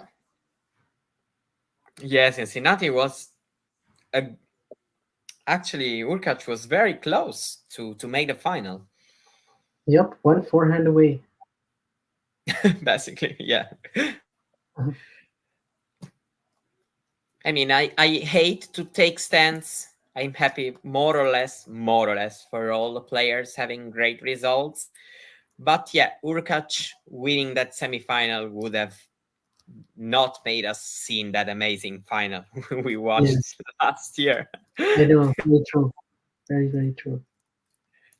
And not just, of Um, course, not only for the players involved, of course, but because it was one of the most epic I matches. feel like for the most time, when you lose a match like that, you're gonna have one in the year where like you were on the brink of defeat and you came back and won. Usually it works like that. You usually, I like to think the circle of life, the Yeah, that's right. cosmic balances of the universe, whatever it Well, I may mean, be, in the end, especially in a even sport if like tennis, where that's the right. margins are just that slim that you put it like for example in Shanghai, he saved a match point in the final and he won In against the end, they Rublev. just, Urkac basically won the following Masters tournament.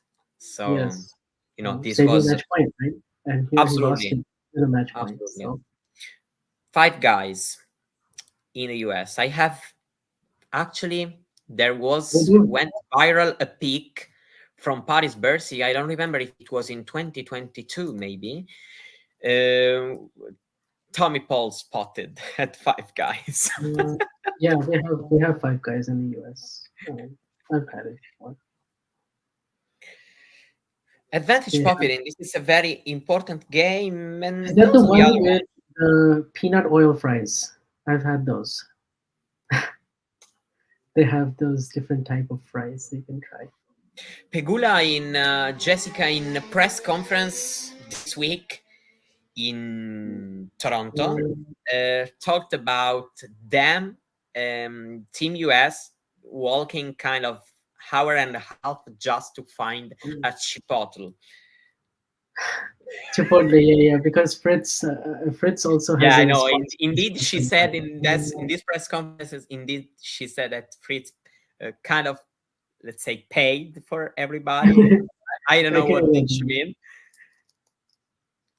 Yeah, right.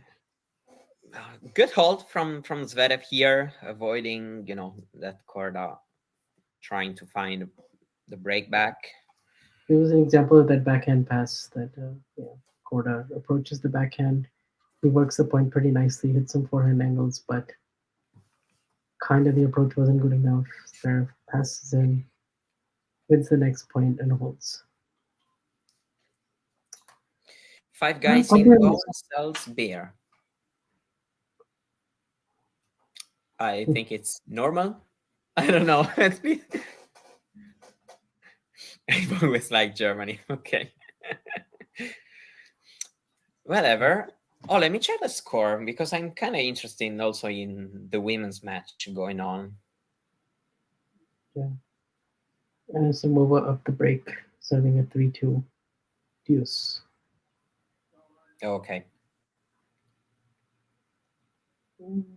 Very close match, though. Yeah, very close. Navarro playing very, very consistent tennis this year. Yeah.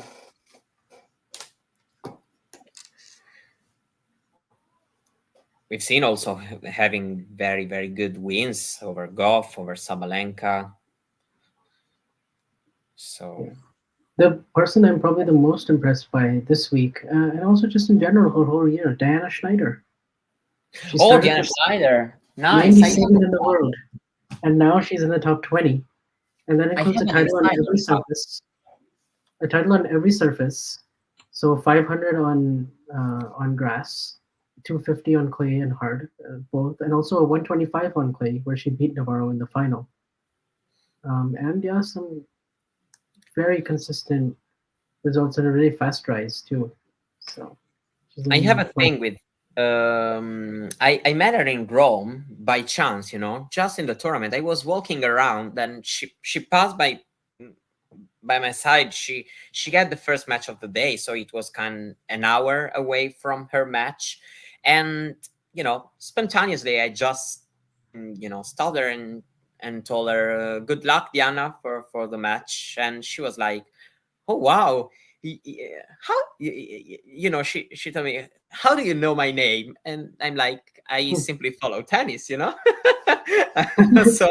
I know you, and I know your name." And so yeah, it was a That's funny funny. moment.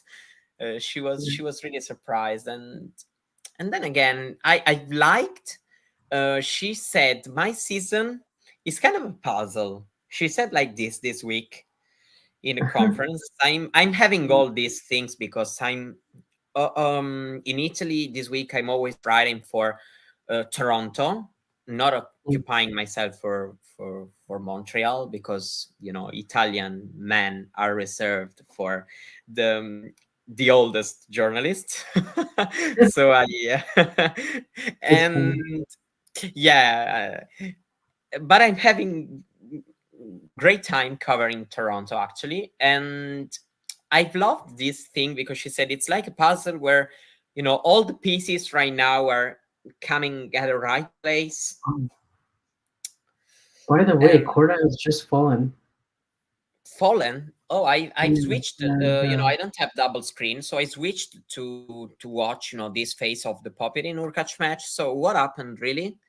so this was they were playing at 30 all. Zverev hits this really good running inside, hits this running cross court forehand winner, and he gets to break point, and they're in a rally. But Korda slips while hitting a backhand slice deep behind the baseline, and then like can't get up. Zverev hits an open court forehand, and he breaks for 4-1.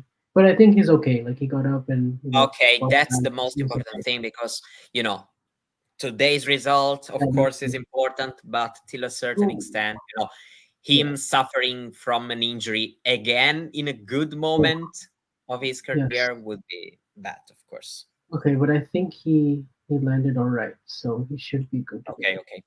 Well, Especially because it's also an important moment of the season for him and all the American guys, of course. yeah, yeah. You know, So let's see what he can do this set, but it seems to be out of reach for now. Double break. yeah, double break. I mean, as much as Zverev can at times let you in, double break seems difficult. Yeah.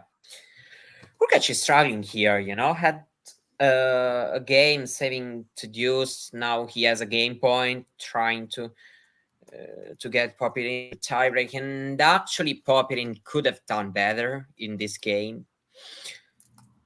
Some mistakes he could have avoided even here at deuce. You should be able to prolong the rally a little bit. Even because the missed shot, he was not really trying to go for the winner. So Yes, indeed. Anisimova did hold in that game, was made to work really hard. wow. So 4-2. So she's closing in. 6 games all, tiebreak here. I was calling 2 straight matches without tiebreaks for Hurkacz. Well, no. Yeah.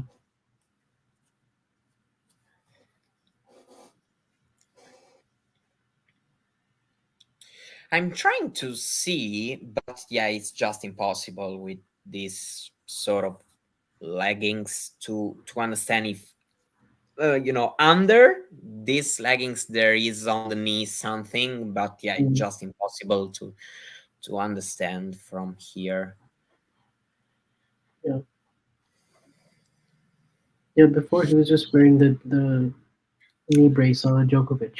But Ubi and Korda fall into a similar category for me, not clutch. Um, can be right, and it's right, probably, yeah. But still, for me, the comparison still maybe doesn't stand, because still having 2 Masters tournaments, titles yeah, in your cabinet is something that not many players can have. So yeah, you can still wonder maybe if it was more clutch. He But yeah, in the end, he also won some important matches that way. For example, against Rublev, that final. Right, he was quite clutch in that. Yeah, it was quite Mm, close because let's be honest, Rublev was the better player from the second set onwards, in my opinion. mm, Especially at the beginning of the third set of that final, Rublev could have clearly, mm, go away with a score, and Hubi did incredibly well to stay there. Yeah, I mean, I don't know. Yeah, they don't perform well against the best. I mean, yeah, I mean, that's if you compare it to really the top three right now, then no. But they're yeah, kind of indeed. I'm just mm, trying to analyze these players, trying to avoid the comparison with yeah, that's what I mean. the Like very, very if you're best. comparing them to the very, very best, then yeah, they're not there for many reasons. But oh, There I is think a the key mini thing is when you break have a here. chance and you take it. Like, can you take the openings when you get it? Um, that's what these Masters 1000s are really all been about. So if you win two of Yeah, them, you're already kind of separating yourself from yeah, being at home. absolutely. I mean, That's quite good. I think now Rublev has made semifinals of all the Masters events except for Rome. yeah, He has except for Rome. Yeah. Yeah, very weird because I know that Masters and Slams are very different things, but it's still a bit weird to see a player with so many Masters semifinals and actually so yeah, many Slams quarterfinals, not having any Slam semifinal. But yeah, yeah. it is what it is. Zverev, how's looking, Korda? Korda is looking right. I don't see any physical issues right now, but he's just not winning many points from the baseline. He's only won 3 points from the baseline this set. Zverev Okay. with 18. Yeah, and it's very important set for Zverev also doing it quickly because you have suddenly, Yeah, kind of seems like blink and you're once at all. yeah, it And it's seems a like very Korda is important. already kind of thinking these are the type of errors though that have been creeping up a lot this set for Korda, where he's just like in the middle of the court with a deep ball and just not quite able to neutralize it or just spraying it Yeah. wide on a lot of them. Like because he has those short takebacks on the backhand, forehand, and sometimes those he Yeah. sprays, and that's what we haven't seen a whole lot of. But now we're seeing it this set. Unfortunately, I think he's kind of mentally checked out of this set. So, um, but Zverev will have the advantage Two second, out of maybe three first. against 3 out of 5. I don't know if I agree with this being the difference for Rublev because it's not like Mm. he's lost 5 setters in these quarterfinals, you know? Yeah, I think he's just come up against opponents who have Yeah, a the higher very shot. best, of course. Djokovic, Nadal, Medvedev 3 times. And then Maybe it's more, how different are the other players. For example, this year, he's the only player who have beaten both Alcaraz and Sinner, all in a quarterfinal, all in a Masters tournament.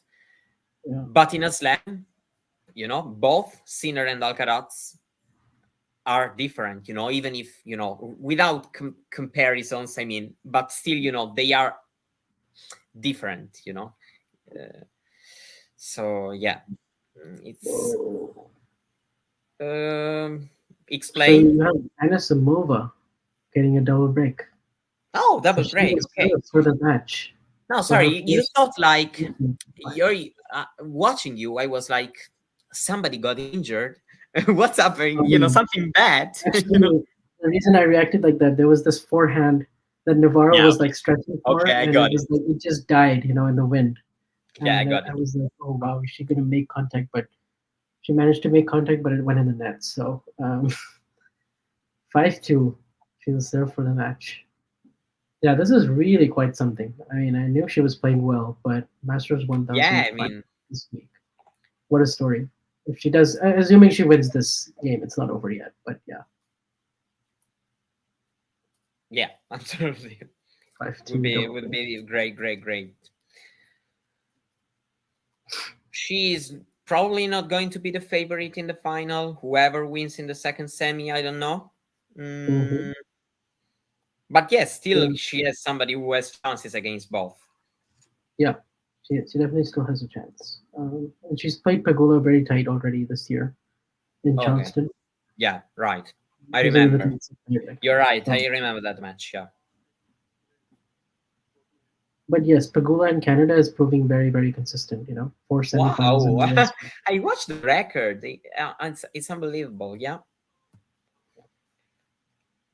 4 semifinals, which yeah, I mean she's a little bit like Rublev as well. One really good week in Berlin. Obviously, she also had some other like she had a neck injury that kept her out of February, and she had the clay season where she didn't And play at also, all. both So, players who beat her in the semifinal then went on to win also in the final and take the title. So, okay. Georgie and Halep, these Yeah. two losses she has. 5-all in this tiebreak, which is very tense. Now it's either match point for Hurkacz or set point for Popyrin. While I see the third set between Korda and Zverev has already started. I love a talking tennis stream when it's like Gillette Soccer Saturday. It's like, okay. Thank you, Jake. I think for the best for Anisimova. Yeah, exactly. I mean, that's what we were touching on earlier. She's just had a really tough time because her Yeah. father was also her coach, and you see also the talent that she has, and you're just like you want She her to won. do well. Did she win? She is. My stream is at 30-15 right now, Okay, no, okay. so she's 2 points away, Okay. unless I'm behind, which I don't know. I might be, but Set whatever. point, Popyrin with serve. Yeah, I better focus on this right now. a couple match points for Anisimova now, 40-15. Okay.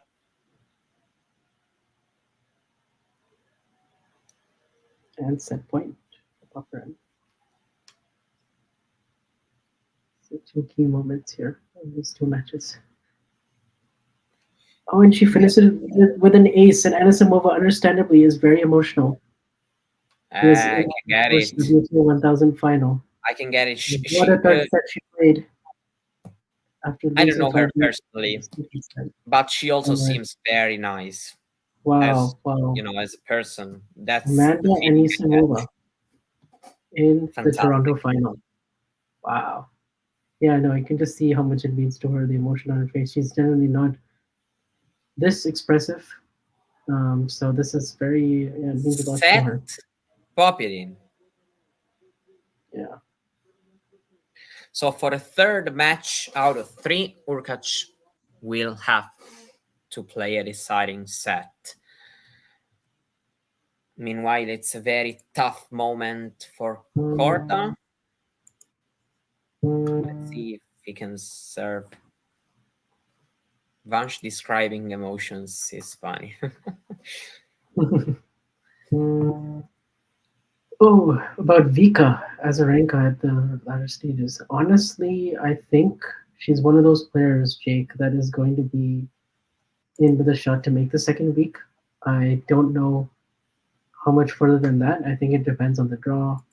She's been Yeah, a little of bit course. lucky this week against Peyton Stearns, struggling in that second set with her leg. She and Stearns played a very good. Like for instance, she's had a few good runs this year in Miami, where she almost made the final. Australian Open as well was kind of an opportunity for her. She lost that match to Yastremska. I think at that point I was kind of thinking, okay, maybe she can go on a deep run here. Semifinals the year before, so she's still kind of in the mix. I would say, I'm not going to count her out. Yeah, she had She's an been in the US injury Open finals in this the week. past. I think she could use a good Cincinnati. She's won that tournament before, of course. She plays who in first round? In Cincinnati, I Anisimova. actually don't know. I haven't checked. Oh, she plays Anisimova. Anisimova. Wow.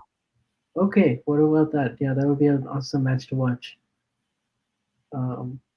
I mean, may not be that bad for her that Anisimova went on a very deep run in Canada. Yeah. Also, Azarenka, like Sabalenka, let's not forget, was coming off of missing Wimbledon because she had the Yeah, shoulder. shoulder injury. Yeah.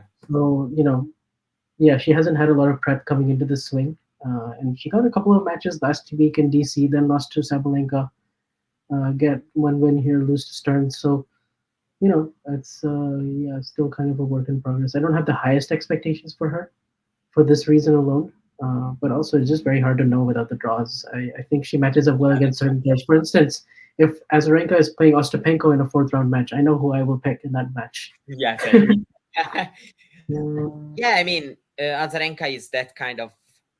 I always call it kind of a maturity test from you when you have to play against her, because she's not Yeah. anymore at her peak, but But still she at still asks a lot of 35, questions. Yeah. she's very tough to beat. Oh And yeah. No, I mean so she's still if you get very a young. win over her, you're playing well. Yeah, definitely. So they have to play Montreal finals tomorrow. Yes, but it was already in the schedule due to the Olympics. So it's not due to rain that the final is tomorrow. Yeah. The final is tomorrow because with the Olympic Games they chose to do this way in order to, of course, let the player at least be potentially able to compete at both tournaments.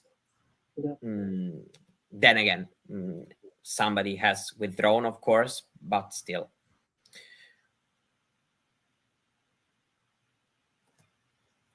A good hold for Korda because he was, you know, uh, on a bad streak. By the way, I remember Osaka is playing Cincinnati qualies today. I'm curious to know what happened with her match. Is she not playing? Oh, she's playing Blinkova right now as we speak, and she won the first set, but she's down a break in the second. So Okay. that is one to watch. Yeah, she's a player.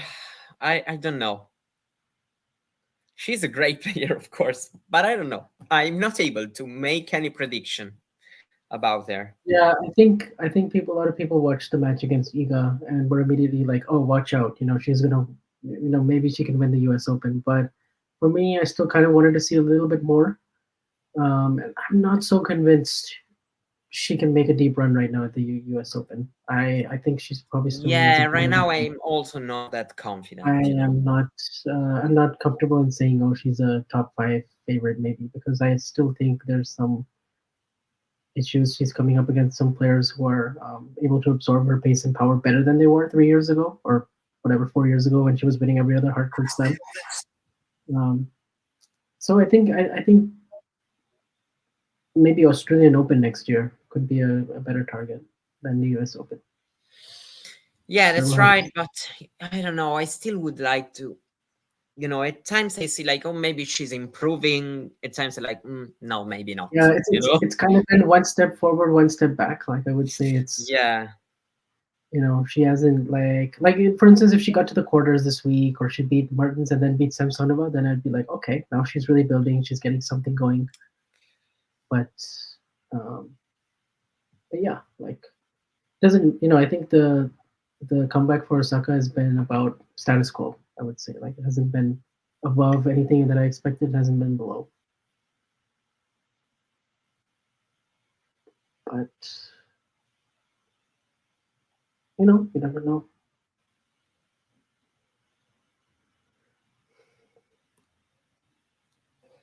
Yeah, I mean, of course, again, we've seen, for example, at the French Opens playing a great match. Right. Uh, What I like is her attitude. She seems to be wanting to grind, wanting to play. She's like accepting these tough losses really, really well. Like she's not getting down on herself. Like she is, like for instance, even playing qualies this week is a big move. So for her, I love this decision. I think it's a decision actually because I don't know. I wonder why, Wozniacki and Andreescu, yes, the wild card, and Osaka, no. So I mm, think it's maybe her choice. It's been probably. okay, I don't know. That's what I tend to think. Then I. yeah. By the way, Anisimova beat 4 top 20 players in this one event. She beat Kazakina, Kalinskaya, Sabalenka, and Navarro. So what a run! She's now back in the top 50. And it's her first final since January 2022, which draws a parallel Yeah, to that's last right. week with Badosa. It was also her first final in January 31. 2022. I remember she lost against Sasnovich that final, or won that final again. Won. Sorry, because Yeah, Sasnovich never won a final. right. She won that title. So I think. So she won that title. Yeah. Okay. It was a very tight match, but she won it. Well, Jake is asking about Vika. Did I answer? I think I did, right? I talked about how she's, still a, kind of a player who can get to Yeah. the round quarters. I have a little bit, I would temper expectations a little bit just because of her shoulder injury at Wimbledon, and she's still kind of working her way back, getting a few more matches. She got a couple last week in DC, loses to Sabalenka here. I think she was a bit unlucky to struggle with her leg. I hope that's not too serious, the one against Stearns. But at the U.S. Open, I'm not going to count her out just because she's made 3 finals before. There's certain matchups she really likes. Like if she gets Ostapenko in the 3rd round or 4th round, I like her. To get far. And as you were saying, that even though she's 35, she's not obviously at her peak. Still takes a pretty high level to beat her. She still asks a lot of tough questions. She's pretty gritty, makes a lot of balls, and obviously like was almost She's the also Miami one of final. these players, you Yeah. really have to beat her, meaning Like, that and usually you're probably going to find her in some kind of a popcorn match in the first week. Maybe another against another Grand Slam champion, or you yeah. know, yeah, I think something like that. But Hold for Zverev, it kind of was a tough game because especially this, last rally was pretty long, and Korda could have, if of course he won it, made it to deuce in the game. So yeah, it feels like Zverev is maybe the favorite right now. This is the feeling I got, especially after the second set. But yeah, at the same time,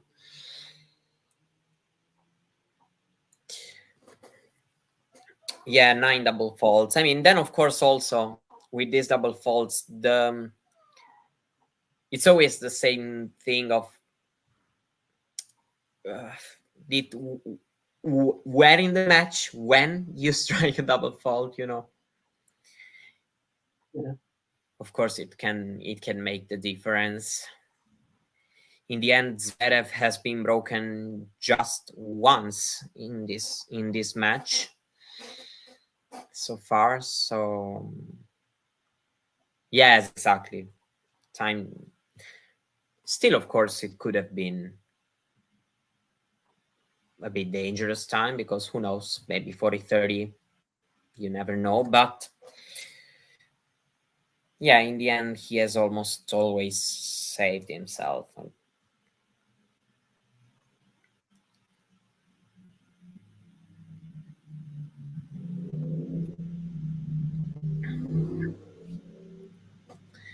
The other match is another tight one. I would say as expected. We were talking about a potential third set there, and that's what we got, even if at times Hurkacz could have maybe thought about winning in straight.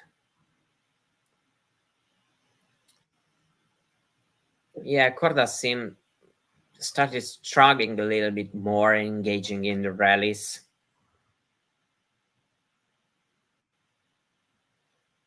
I think she has a he's been problem struggling against to win a Harry lot of. gets out. He's been struggling to win a lot of these baseline points From this match? since the start of the second set. Yeah. Mm.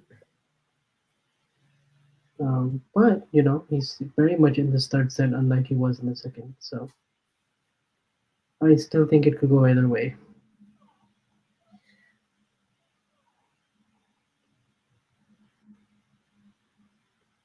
Yeah, it's a good point to go 30-15.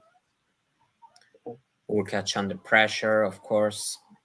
We've seen him love 30. Things are getting more and more difficult for him, and would kind of be the second escape from Popyrin if he wins today, this time without saving match point. But still, I don't think many players who are down a set and a break against Hurkacz then manage to come back. Of course, Hurkacz, we know that there are still some question marks maybe around him. It's his first tournament back after the surgery, but still encouraging signs going forward. I don't feel like Hurkacz has Oh yeah, gone to this week has Canada. been a Yes, this week exactly. has definitely been a success. Like I don't feel like Hurkacz has gone to Canada thinking, I'm winning this title. no, no, of course not. Then, of course, right now the chance is there because when you reach the quarterfinal, and but yeah, break point here.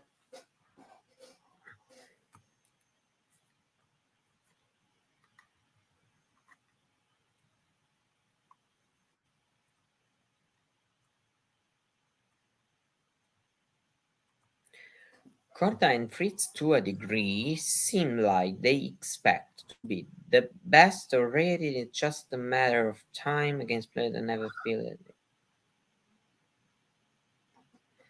Uh, I didn't really get it. Yeah,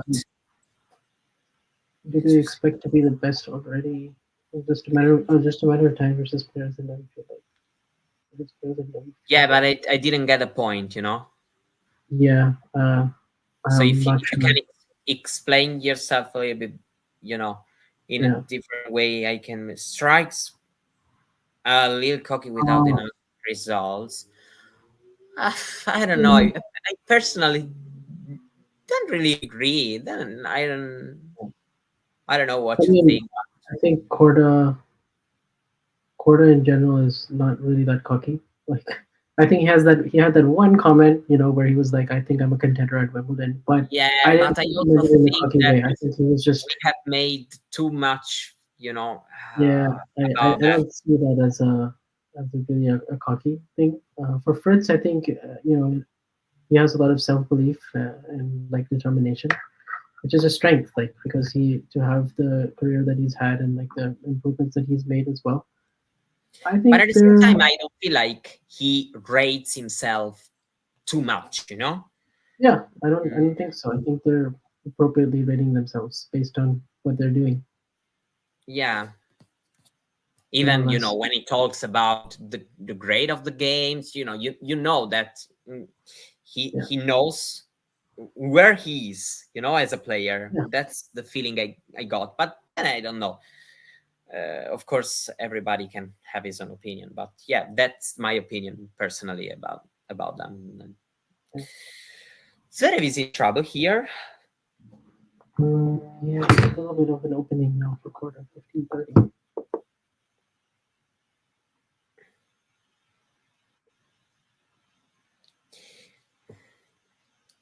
Yeah, but I don't know. This is For example, crazy. Rune. Uh, this backhand. This is a mistake he shouldn't have made.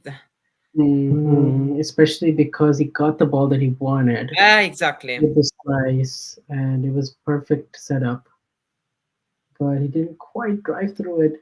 And actually, unforced errors have really picked up since the start of set two. He's made 31 unforced errors for the match, 14 winners. Zverev also not, in the negatives, but a bit more even. Yeah, probably the double faults also are a Mm, bit heavy in that stat from Zverev. yes. Off the ground, he's been definitely cleaner of the two, but also Korda's taking more risks. So, you kind of expect There is a a trade off. second serve here, actually. Yeah, second serve 30 off as well. It's a Completely. good second serve. Ah, yeah. Don't know if Korda could have done a little bit better, but it was a good serve, definitely. I think he was coming in harder into the body than maybe he Mm, yeah, I was. think he.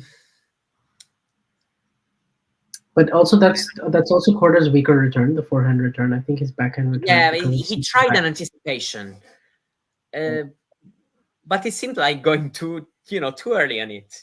That's the Yeah. feeling I got. This was a better forehand return here. Now he's using the slice to try to stay in the point. And he's able to roll it across court with the This is the forehand. thing about Zverev. Maybe Mm, he loses the point anyway. Let's see. Oh my god. oh, Woo! It's oh, out. this is a good point.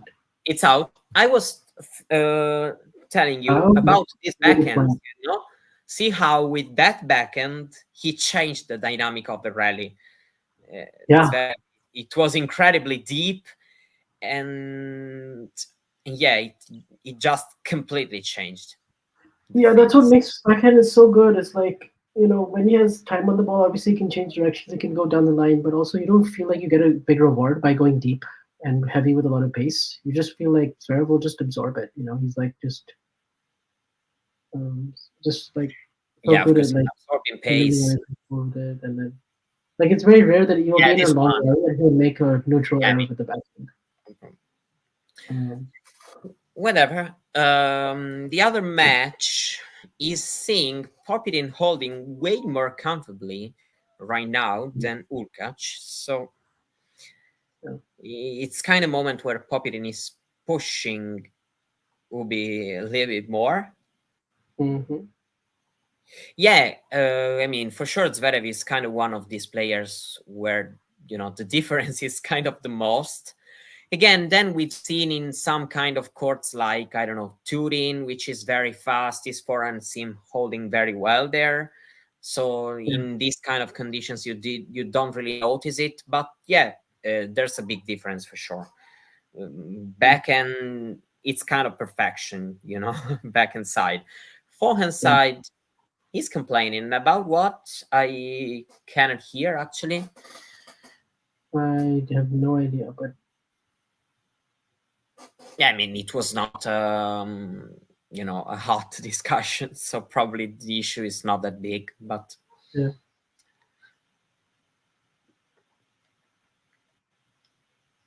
Okay, so we got two matches in kind of similar state, middle of the third.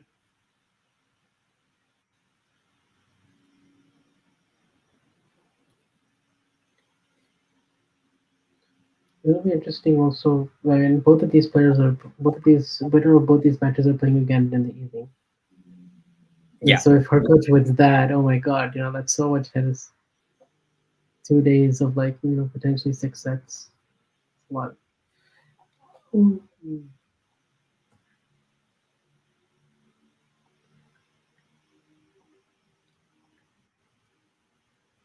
and again, and in not before 5 p.m. local time.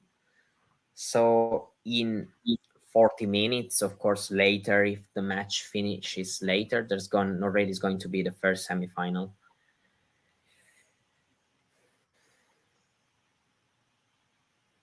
Yeah. A mistake here from Zverev. This match is getting tougher, while Hurkacz is again in trouble. Oh, well, look at that stat. Yeah, lowest ranked finalist, of course, in the last 40 The years. low and the Canadian Open. Okay. Yeah. But of course, you can see with the names on the list, with the exception of Georgie, it's obviously they were ranked because they were coming back Yeah, from. absolutely. And yeah, even Georgie, still was a bit better than that 71. Oh yeah, of course. Georgie is actually the Italian women who got in singles closer to a medal because she was in the quarterfinal in Tokyo the week before winning in Canada. Oh wow, that makes it even more impressive that she won in Canada. Yeah, Except maybe I think there was a week off right after Olympics, and then probably. I yeah, probably yes. I feel like the last couple of Olympics was at the same time as Atlanta, and then DC like maybe took a hit as opposed to Has Montreal. Sinner dropped in your power rankings for US Open? I still haven't thought about the You gotta power have him rank. in the top three no matter what. Yeah, that's right. The worst is going to be third. Yeah, Yeah. but probably the question is that one. But Yeah. yeah, it's a bit early. I don't know. I will think after Cincinnati.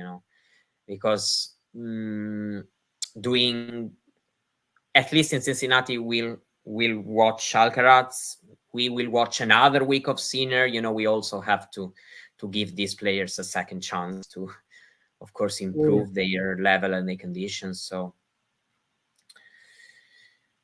We also have to see, for example, Medvedev, that we know that still he's always kind of a dangerous player in these conditions. Actually, he's been a finalist in 5 out of the last 7 hardcourt slams. Yeah. So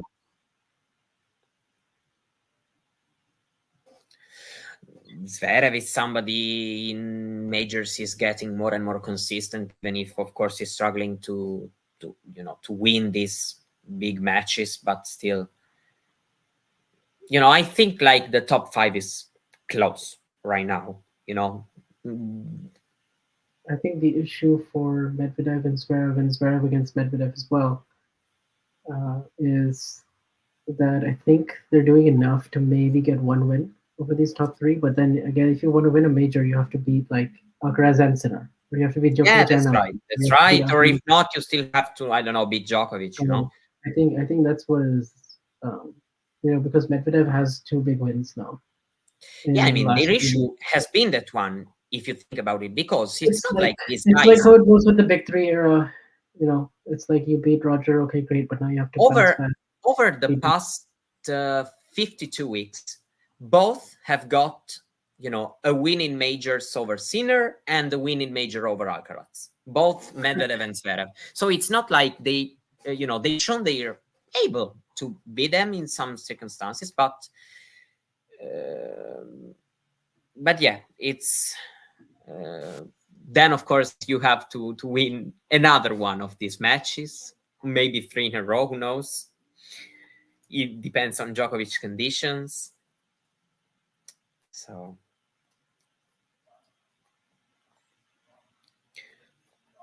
is it raining?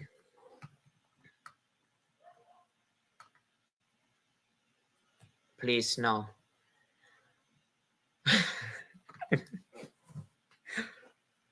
Hurkacz stopped and is drying the court with a towel. Now he's got to the umpire.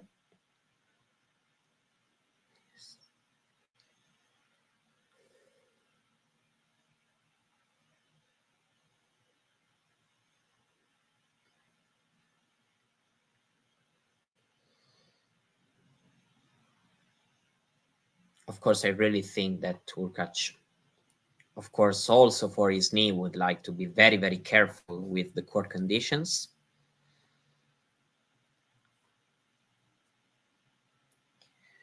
But yeah, it's sunny, so I don't.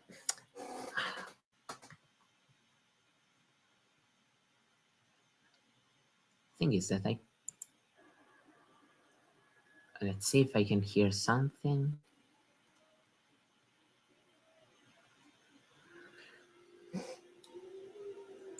People are booing. Why? Whatever.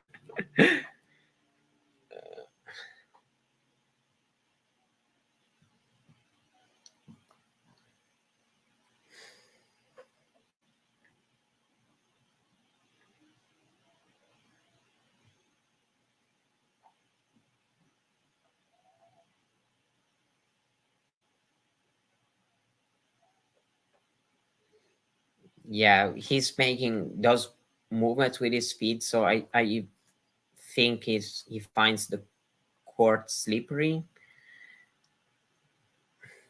But I also don't know, because why is the umpire not checking himself? Actually, no. Okay, we can play. We can play. So he's about to serve. Another difficult game for him. So, who is a dark horse on the women's side at the US Open? Someone outside top 20. Well, can we say that, of course, this week we are watching one, probably. She's outside the top 20, so I think we can mention her. And indeed, Sanisimova, if she builds, of course, she is building actually. So, and then outside the top 20, what's the ranking actually? And then my Andreeva, Schneider won't be outside the top 20, so she doesn't count.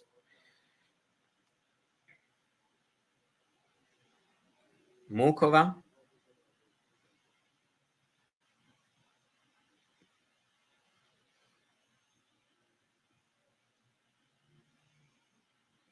Badosa, if she's okay.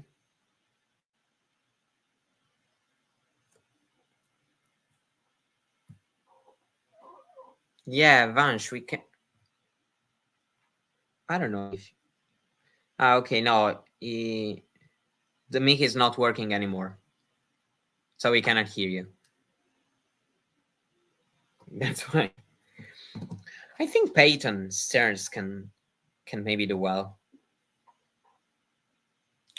Okay, Hurkacz has called the supervisor. Let me listen.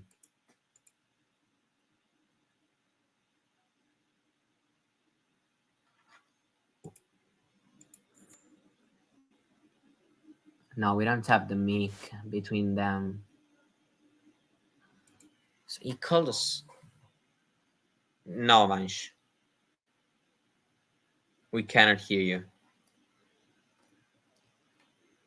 I don't know what you did before because you had this trouble before. Yeah, supervisor that always does nothing. That's right. Indeed, the umpire calls time.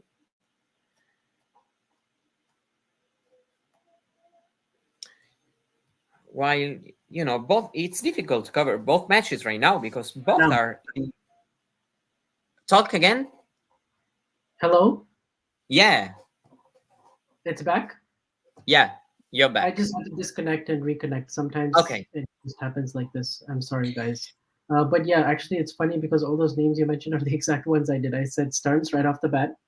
I said Badosa and Stearns mainly. I was like maybe Bianca Andreescu, but I'm not so sure about that one. Yeah. We already kind of talked about. I think there there's is a some break other point here, by the way. Yeah, break point here. And it's actually a very important moment of the match because Zverev could go to serve for the match if he takes this break point. He's already broken 4 times in this match. Yeah. Net is going to repeat the first serve. Korda.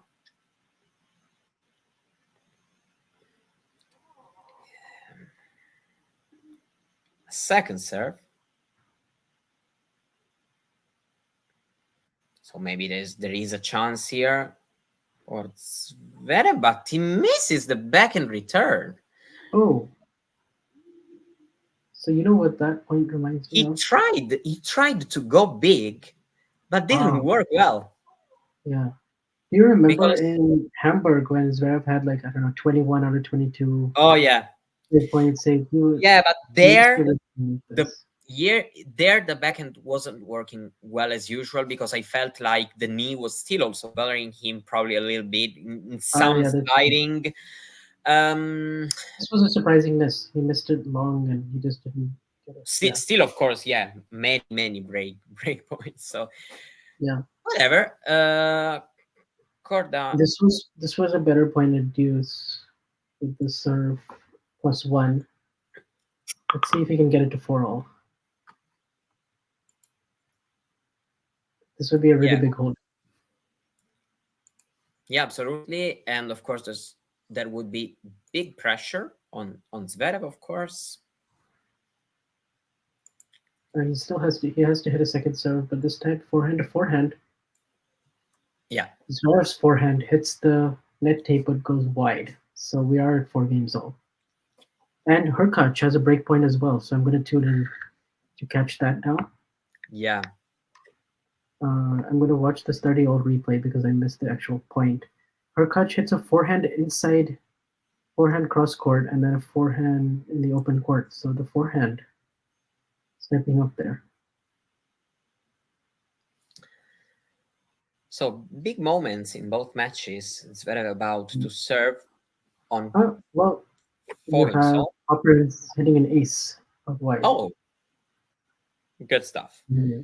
so that's good by him. Still, of course, a tough situation for him. Yeah, and now this next service game from Zverev is going to be very interesting and very telling. Yeah, and he drops the first point, missing a forehand into the net. Yeah.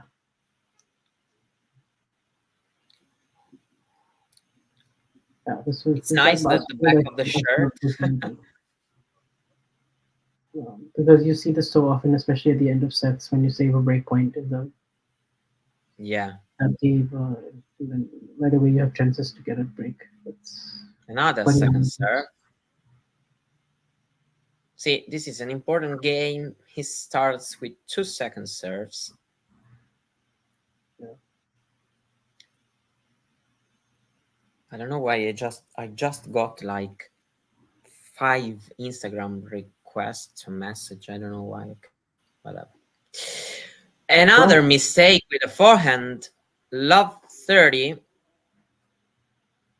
oh, and once again, he's like kind of rolling the ball while trying to flatten it out at the same time, and it's like hitting the net tape and then going out. Yeah. But his court position was not great. I mean, he was so far behind the baseline, and I don't know. This is a bit of a lackluster kind of start. Popyrin hell. Oh, this Popyrin did is hold on. bad. A bad mistake. He had Yeah. the backhand in the court wide open. Wow. He just needed to put the Yeah. ball Shocking. inside, Shocking you know? error. It was a shocking error right there. Really. And the shocking game so far, actually. But Yeah. this mistake, of course, yeah, kind of unbelievable. And just like that, Korda has his first break point of the match. Can you believe that? Sets. Oh, sorry, second. Yeah, I think since of the set. Yeah, because he broke once in the Not first. of the match. I meant set. So now that's one underturned serve though down the key. He still has to save 2 more. Hurkacz kind of just rolling on the serve so far. Nothing of note there.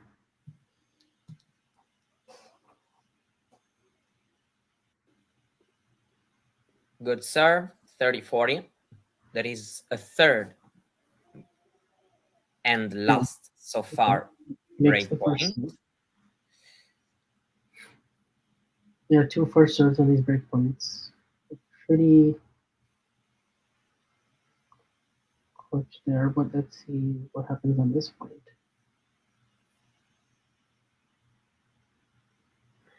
Especially if he doesn't make the first serve. He needs to toss the ball again.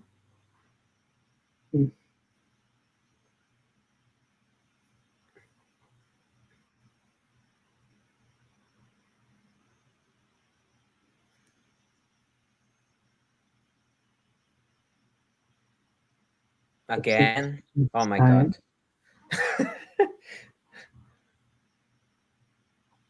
Okay.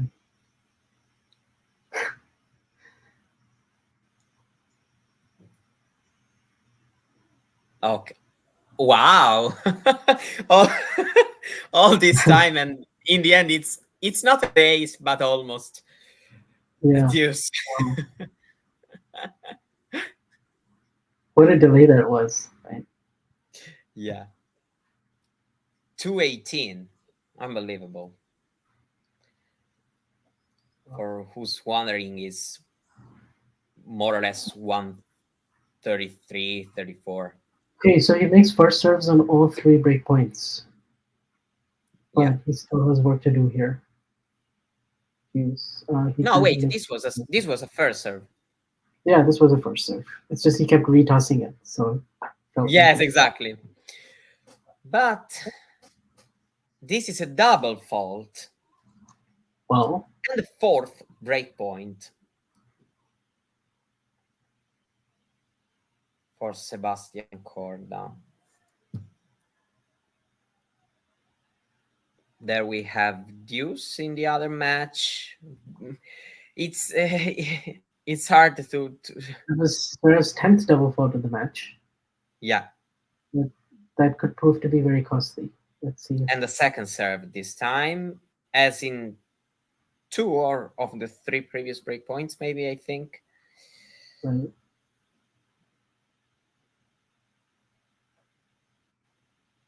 Mm.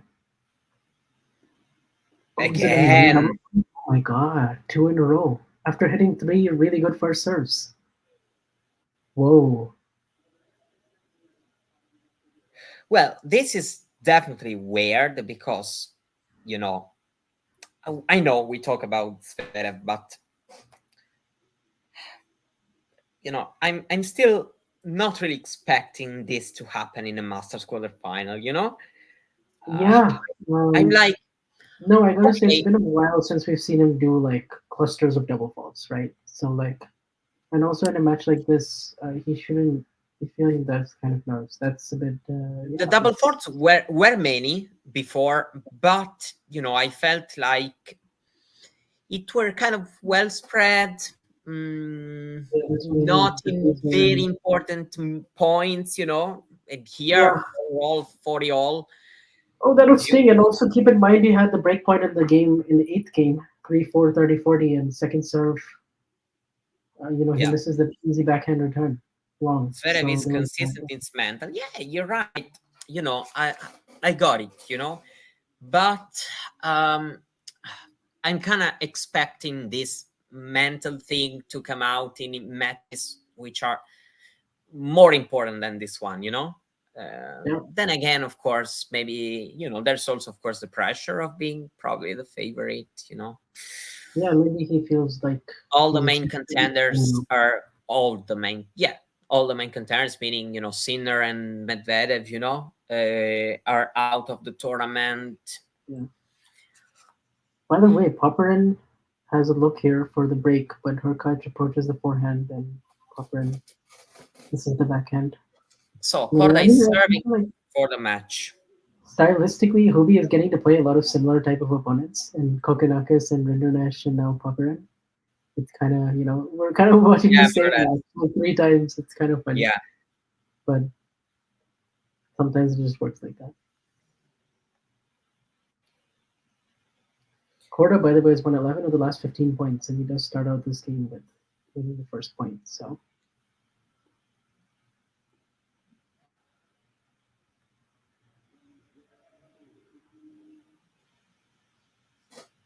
15 all. it's kind of weird because I feel like Korda just hasn't had to do that much, and he's up a break, right? Like, Yeah. Yeah, but I mean, the three break points came with three bad mistakes from Zverev. Then right, Zverev has like been very good in saving the break points, and then two double mm, faults. So, you know, very kind of like they haven't played their. I mean, like the first set tiebreak was fascinating, and then since then, the massive drop off from Korda, and then you had Zverev serving first in the third set, and then like yeah, these last few minutes have just been so quite we have the match shocking for some. points. Yeah, now we have two match points for Korda. It's an ace to set it up.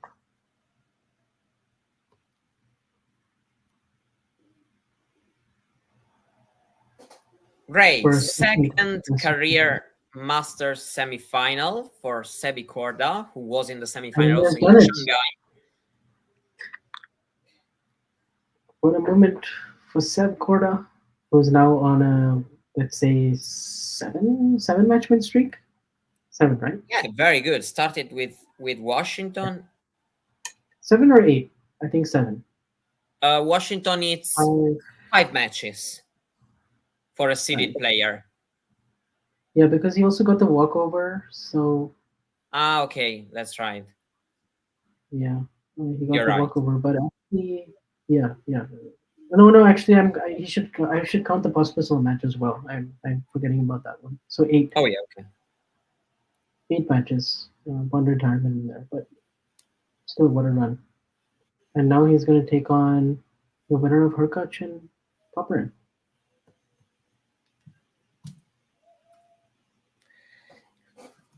And he should go So, in as a favorite in that match, just based on well, actually, yes. I would say. Probably even if... I would make him the favorite. Yeah, I same. know against Hurkacz, it's a bit like 50-50, but like still, Yeah, I think but it's giving on, the yeah. form. Plus all the matches and the knee, and so you kind of think this is a very good opportunity now for Seb Korda. He Isn't should isn't him kind of the favorite to win the title? kind of, but at the same time, Rublev playing how he is this week, maybe I think Yeah. Rublev is still the favorite, but What's making Korda come on strong this summer? Well, well, to be Korda. honest, he was playing well on the grass, right? I mean, he made the final in Chautauquan. He made the semis Yeah. in Queens, and I think he just got a very bad draw at Wimbledon in the sense like toughest possible like first round against Pechi Pericard, kind of a lottery match, and he's done well since to like bounce back from it. And honestly, DC, he could have been out of that tournament in the second round. He saved those match points against Kokonakis in quite a miraculous fashion, actually. And then after that, like he took care of business the rest of the way. And but I feel like this week is very impressive because like backing that up and then now beating Fritz and Zverev back to back, that's another Yeah. step up for him Yeah, since absolutely. the last 18 months. And also here, like I was very impressed by the first set tiebreak because he could have easily gone away 5-3 down in that first set tiebreak, but he plays four pretty like steady points. Of course, Zverev also helps him out a bit, and then he has a bit of a lull, but then he bounces back from it. And I think his attitude in the third set was very good. So and he was able to capitalize on. And here we have a big moment, a potential big moment. Yes, we This do. match, Hurkacz has 3 break points. Yeah. First one saved with an ace. Hurkacz, we remember, has already been a finalist, not only in Canada, Korda. but here in Montreal. By the way, Sebastian Corda in the race right now is 15 in the live rankings. Where is he? More or at? less the same, actually. Is he the same in both? He's at number 15. Okay. Yeah. So wow, this is very interesting. Look who's Wow, so 12. we have Fritz, Paul, Four Shelton, Americans. Korda. Amazing. Yeah. Wow. That is fascinating. 4 Americans in the top 15, all ranked 12 through 15. And where's Tiafo? Tiafo is 26. Okay. 27, I think, yeah. 26. And then there is Giron, I think, 44. Okay. Something like that. Yeah. On the women's side, you have 5 in the top 15, of course, but you have Goff, Yeah. Pegula, Keys, Collins, and Navarro. And by the way, Hubie, 3 break points. Yeah, are gone, I think. Yeah. If it was a rematch, I feel like he's played so many big matches now against Hubie. Final of Delray Beach, I want to say 2021, and then Yeah, that's Miami right. loses to Hubie in the quarters that year, and then now also Shanghai in the semifinal. He beat Medvedev but lost to Hurkacz. But he also beat Hurkacz in a very important match, right? 4th round of the Australian Open, 5th set Yeah, tiebreak. was a very big match. That's right. These two know each other really well. Do we know what time the women's final will be? I know the men's final actually, and it's 7:30 p.m. local time. That's what I've read on the website. Men's final. I actually don't know. I would have to check. Yeah, same. I'm not sure. We'll have to check. But let's see what the men's final Montreal.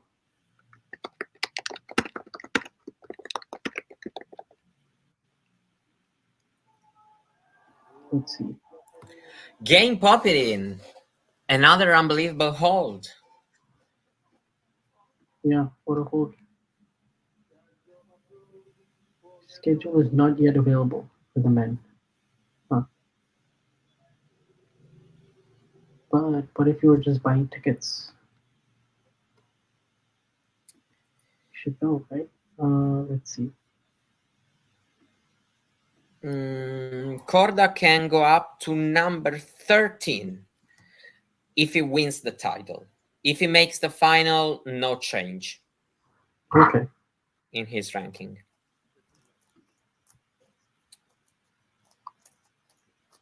This tournament is now totally wide open. I mean, yeah. I mean, you have Korda, Rublev, Arnaldi. Now, if Arnaldi beats Rublev, that would be fascinating. Imagine then, I mean, Arnaldi is another one of these guys who, in the end, they can win against almost everybody. oh Today yeah, against yeah. Rublev, yeah, Rublev is favorite, but how much? These guys, It wouldn't be yeah. shocking, to see Arnaldi winning. That's what I want to No, say. I will not. I will not be surprised at all. Especially also their French Open match. Oh Third yeah, round. okay, yeah, sure. Of course, the condition is different. I think Rublev confidence would be higher, Oh yeah, especially coming from a big win. But yeah, still. yeah. Still a massive win. And I mean, Medvedev and Zverev don't take the title, and there's no Alcaraz Djokovic. I guess also the Sinner doesn't take it, but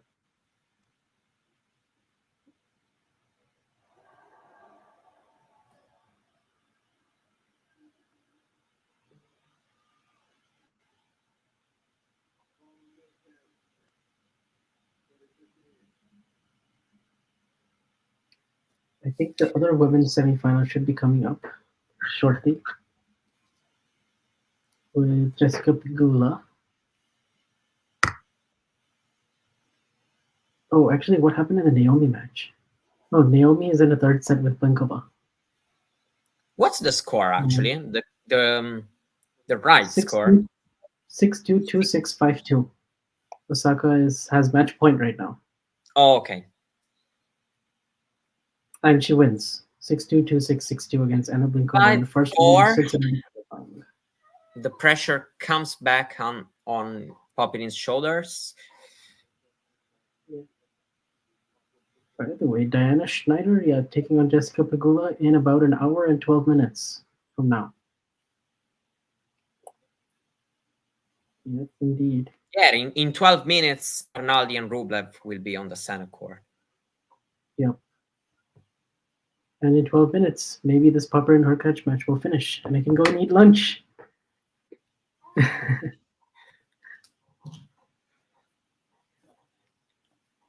And here I can open the window because it's at night.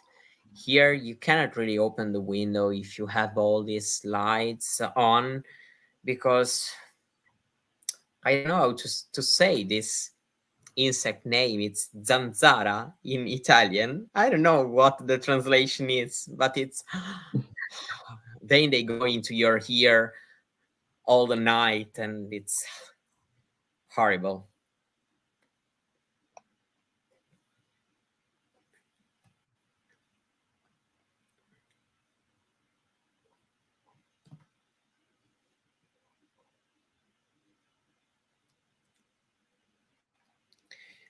Yeah, same story I think for the Pegula Schneider match. Pegula enters, I think, as the favorite, but yeah, wouldn't really be shocked, to see Schneider winning.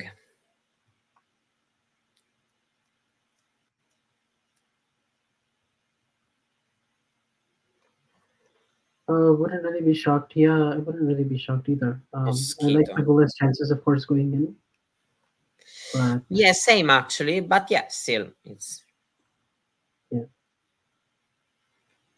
bite I and think leave itching, exactly. So a better start this time. Vanch, your game, who is it most similar to? oh gosh, I have no idea. Federer. No, no, I wish it's not that smooth. Um, I'll tell you this. I like to um, absorb pace. I like low bounce. I don't have the biggest serve. I hit a lot of drop shots. Oh I God. prefer my forehand to my backhand. I'm kind of a mix of a lot of players. Good answer. But when I Yeah, it's difficult to. grew up and I was hitting a backhand, I would imagine Kei Nishikori because I just really loved his backhand growing up, and I wanted to Mhm. copy that. Men or women? I mean, I think that you can answer anyway. It can also be a woman, maybe. Uh, My forehand is a yeah, little I don't bit know. unconventional. Sorrive Storm. No, I'm definitely not serious. Or Sarah Iran. Yeah, even because Sorrive Storm is not really, I think, the definition of absorbing pace, you Yeah, know? I think absorbing pace, it's more like, I don't know, Azarenka is good at absorbing pace, I think. yeah, Uh, Azarenka is. this kind of, I. So you have good hand, absorbing pace, so then minor. Yeah, but I'm not that fast. Okay. I also Okay. want to be Okay. slow. That's right. Sorry. Sorry. So then I don't know. That's a good question. I haven't really. Yeah, it's very difficult actually. I Yeah, also a lot of timestamps too, but it's difficult to. yeah. I like how everybody's naming all the unconventional players. Shea Suwei. No, my ping pong game is like Shea Suwei, not so much my You know tennis game. another one. We were talking about Zverev's backhand. You know another player. She was Italian with a fantastic backhand. It was Flavia Pennetta. Oh yeah, Her backhand was fantastic. it was. Yeah. Also Vinci, but in a very different way. Yeah. Yeah. That's right.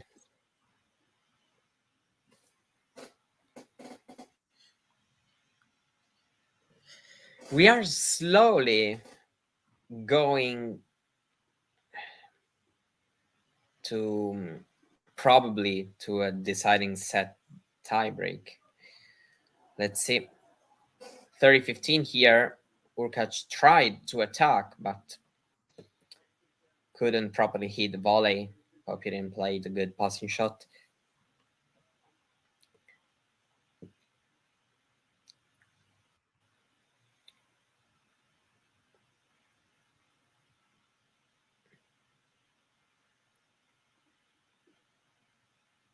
Good return. 30 all.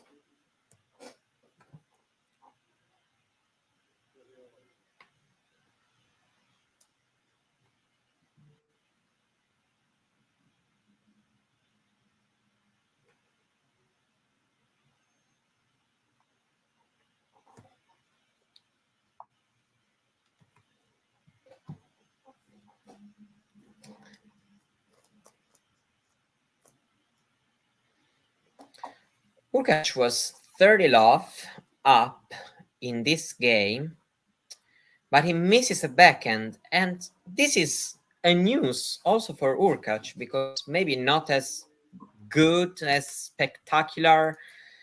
It's still a very solid shot usually. And break Good point. to see the breakpoint here. I won't spoil it.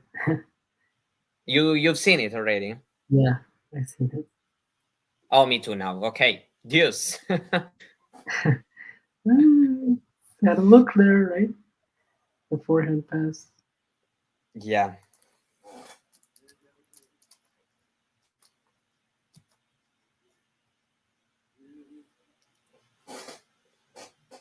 But he's gonna have another chance because he pounces on a second serve on the backhand and goes inside out.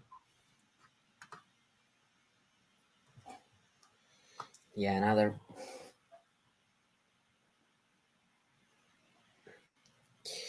Yeah, if Hurkacz loses, this is really open.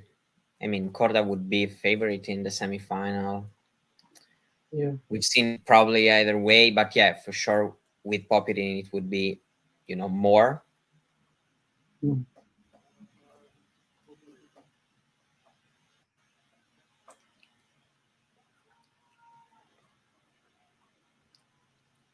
and it's saved. Deuce again. So many long games. Indeed, I think we can, at least if we go to the deciding set tiebreak, we will surpass the 3 hours because it's 2:41, 42. Yeah. 42, yeah. Another breakpoint saved.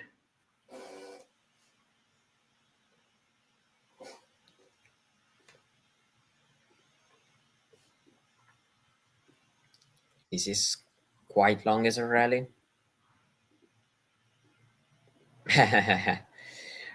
Hurkacz hasn't been here too fast coming to the net, so advantage Popyrin.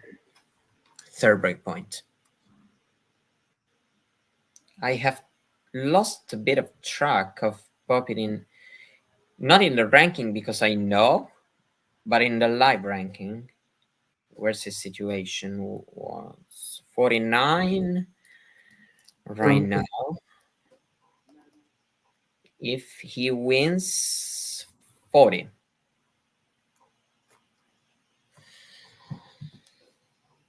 Okay.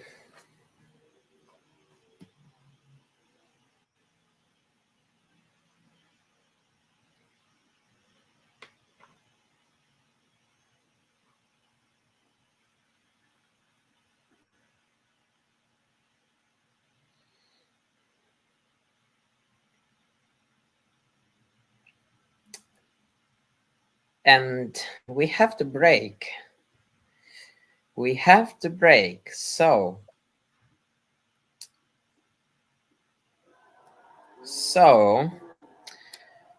Popyrin will serve for the match after the changeover for a maiden Masters semi-final, and actually the most important semi-final of his career so far. Yes. Big chance here for him. Well, yeah, absolutely, because I mean, regardless of the fact that Korda is playing very well and will go in as the favorite, but it's still a master semi-final.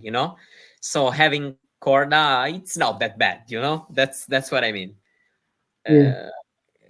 Could have been worse. Just wait until our anticipated Rublev versus Korda final becomes, Arnaldi versus Popyrin. Arnaldi versus Popyrin, which has been a final already on tour. It has, yes. Or it was a semi. It was a semi, sorry. I think semi-final final, but Popyrin beat Buffington in the final. But yeah, because Arnaldi, and this is where I'm telling you,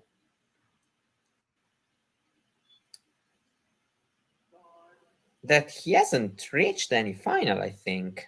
No final so far for him. Yeah, on the main tour, of course. Yeah, on the main tour. So it would be kind of another example I remember is Davidovich Fokina, the other one who reached his first final, and it's still the only one. Monte Carlo, baby. Yeah, that's the only one. Crazy. In the Monte Carlo Masters. The amount of times I've thought, okay, this is going to be Fokina's week. He'll get a title. Nope. Yeah, that's right. Yeah, I think it was Estoril last year where I was like, this is such a good chance for Fokina, and then he loses the next match. Yeah. Especially, of course, the Minor is unbelievably good. Last year, still, it was disappointing, to see that kind of loss. It was very harsh, Yeah.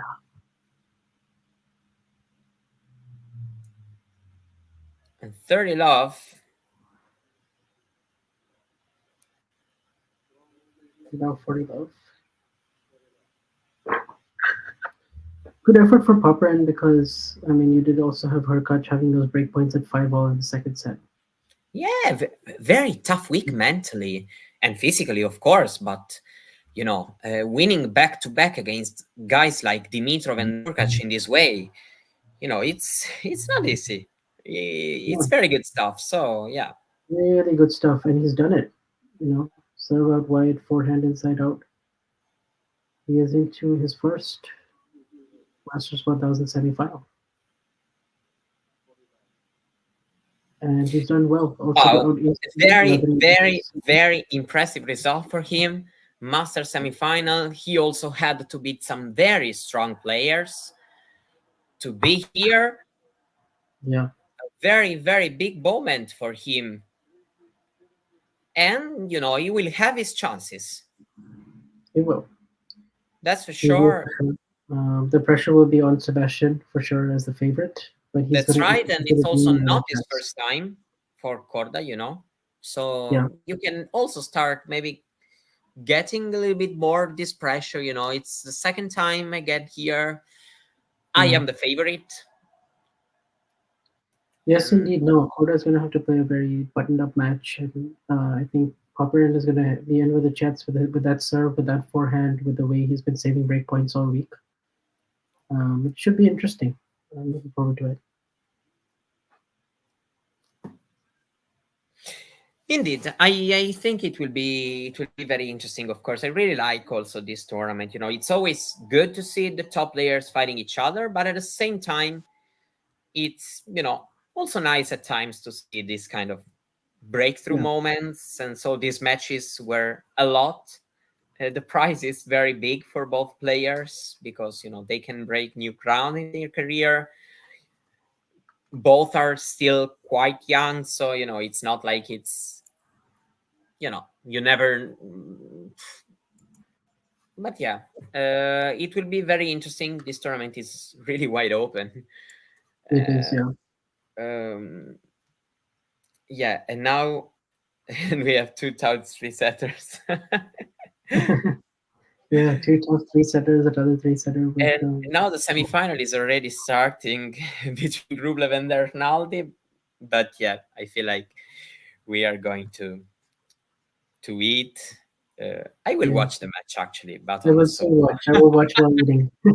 I will On the watch sofa, Rublev actually. while eating, and then I'll also probably catch Pagula against Schneider as well. Yes, So. exactly. Also that one. Vash, it's been an unbelievable pleasure for me to stay here with you these 3 hours. And also thanks to all the people who's been here listening to us in the chat. Please like, subscribe. We try to reaching 10,000 Yeah. subscribers. We are not that far, so we can help us maybe. So yeah, thank you, Vansh, once again. Really, it's been a Yeah. pleasure. Yeah, thank you, Mario. It was really fun talking to you, not just about the three matches, but also Italian tennis, American Yeah, that's right. tennis, So many um, things. and yeah, we'll see you And soon. yeah, as the good Nick would say, keep talking tennis. Exactly. If you enjoyed this video, make sure you hit that like button. Don't forget to subscribe and click that notification bell so you don't miss out on all things tennis.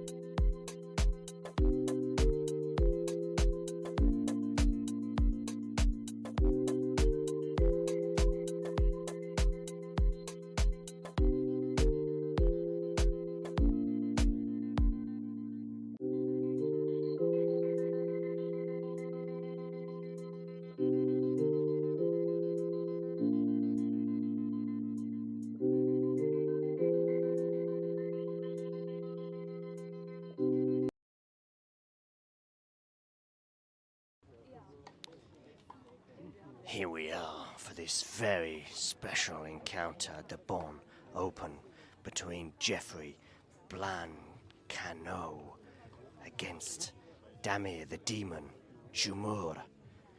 He's very much demonized thus far, showing a bit of frustration after losing the first set. Anyway, the Frenchman to serve, 15-30. Bit of pressure on that Frenchman's shoulders, like a couple of baguettes, weighing over him.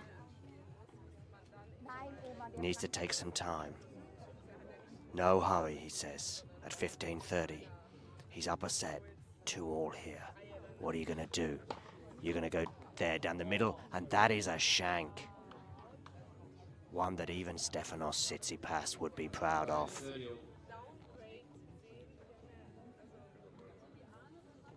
Get that towel, mop your brow. Return to the baseline where you'll know it's 30-all. Screeches from the other courts. But they don't put this young Frenchman off. Look at him. Prowling, brushing, questioning. Maybe they do put him off. He needs to be focused. It's 30-all, 2-all, tense times here at the Bonn Open. Goes out wide with that, comes into the net, does the volley. Does he put it away? No, he doesn't. But he puts that one away, and his opponent, the demon, Damir Jumur, just cannot believe what has happened to him. I'll tell you what's happened. You've been flummoxed, and you've lost the point.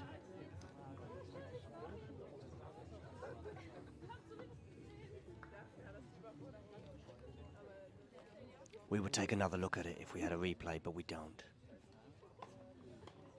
But who knows? You don't even need a replay. It's in our heads. Okay. The Frenchman to serve. I say you're going out wide. You don't. You go down the tee. Clip the net, though. So he's going to get another shot at it. Is he going to take my advice and go out wide on this one? Did so successfully on that last time for a serve and volley, even though he'd messed up the volley. Goes down the tee again, does come into the net, does a little drop shot, and you know what? Jumur is like, I can't even be bothered to run that down. And he's going to clean that line. Look at this, he's cleaning the line because he's so annoyed with some funny bounces.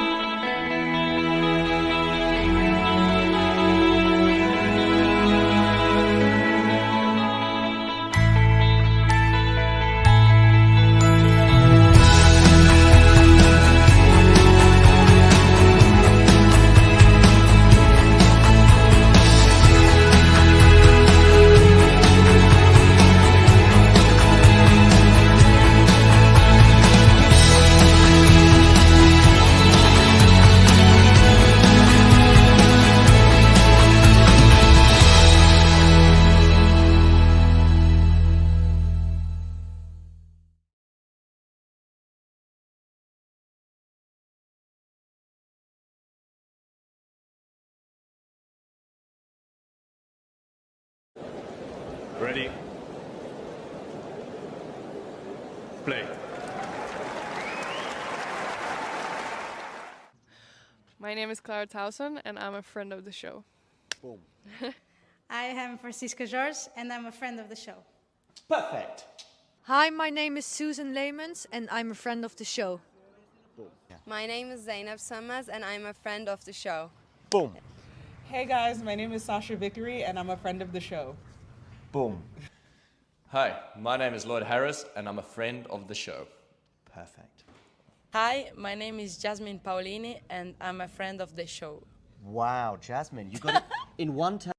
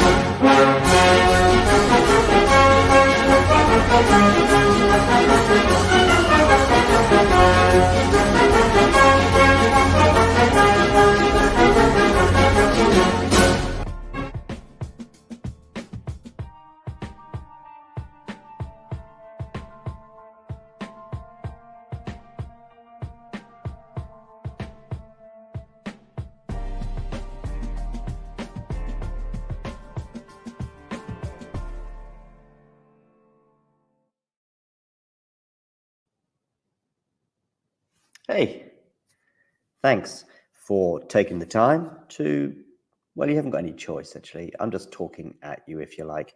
But I'm here also to present to you why I think it's not a bad idea and not that expensive as well if you become a member. And this is how you can do it, and this is what you can gain. So if we look here at the Talking Tennis sort of home page, if you like, on YouTube, we can see this little button here which says join. It is also pinned in the live chat as well, and you can also, I think, see it just below most of our videos, certainly the live ones and so on. Now, why is it a good idea to join and become a member? Well, in the live chat, you can add little funny things, you can add emojis and all sorts of things, but possibly more importantly, you can get to access some live videos, such as this one here, where we look back on the last sort of few moments from the Billie Jean King Cup. So there are little bonuses such as this one, but there are many, many more. And in fact, if we have a quick look at all of the members only stuff, I repeat, you will see very, very quickly some of the top stuff that we've had for members only over the last 12 months since the channel began. Remember, these videos are for members only. You can become a member from as little as about $2 a month, €2 a month, £2 a month, something like that. There are various different things. Oh, and by the way, you'll also be supporting the channel. So it's a win-win-win-win scenario.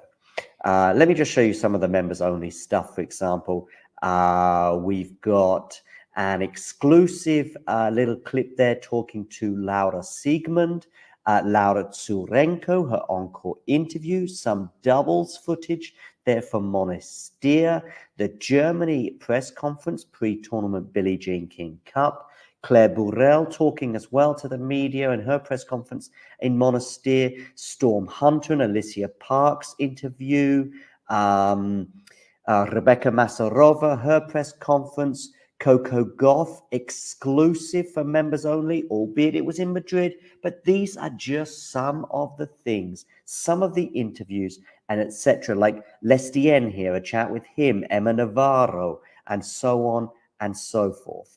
So many little bonus videos available for just €2 a month. So, what are you waiting for? Become a member. Or don't. It's okay.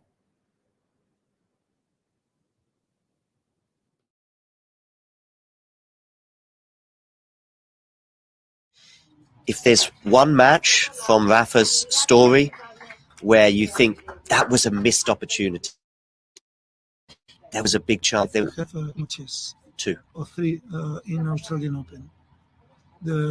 No more. We lose the opportunity in Wimbledon against Djokovic in semi-final. 2018. Then we lose the opportunity, more important because that was semi-final. We lose the opportunity in Australian Open. In the Australian Open 2014, 2012 and 2017. Yeah. In 14 because he has an injury against Wawrinka that before he had never lose against him. Then with Djokovic and Federer, he had breakup in the 5th. Yeah. and 40-30 or 30-50. I Yeah. don't remember well. It was a ball very close, goes up. But this is what happened. There was in Roland Garros 2009. Of course, I am sure that he won. He will win. He won this tournament when he has no problems in his knee, because at this moment he was the best. He won Australian Open, then he won the tournaments on clay, and he arrived with problems in Roland Garros. For this reason, in my opinion, he loses. But there are others time that maybe he has to lose and he won.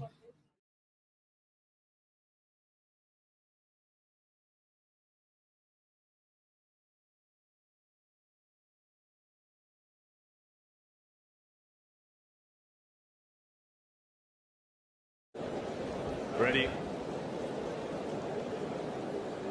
Play.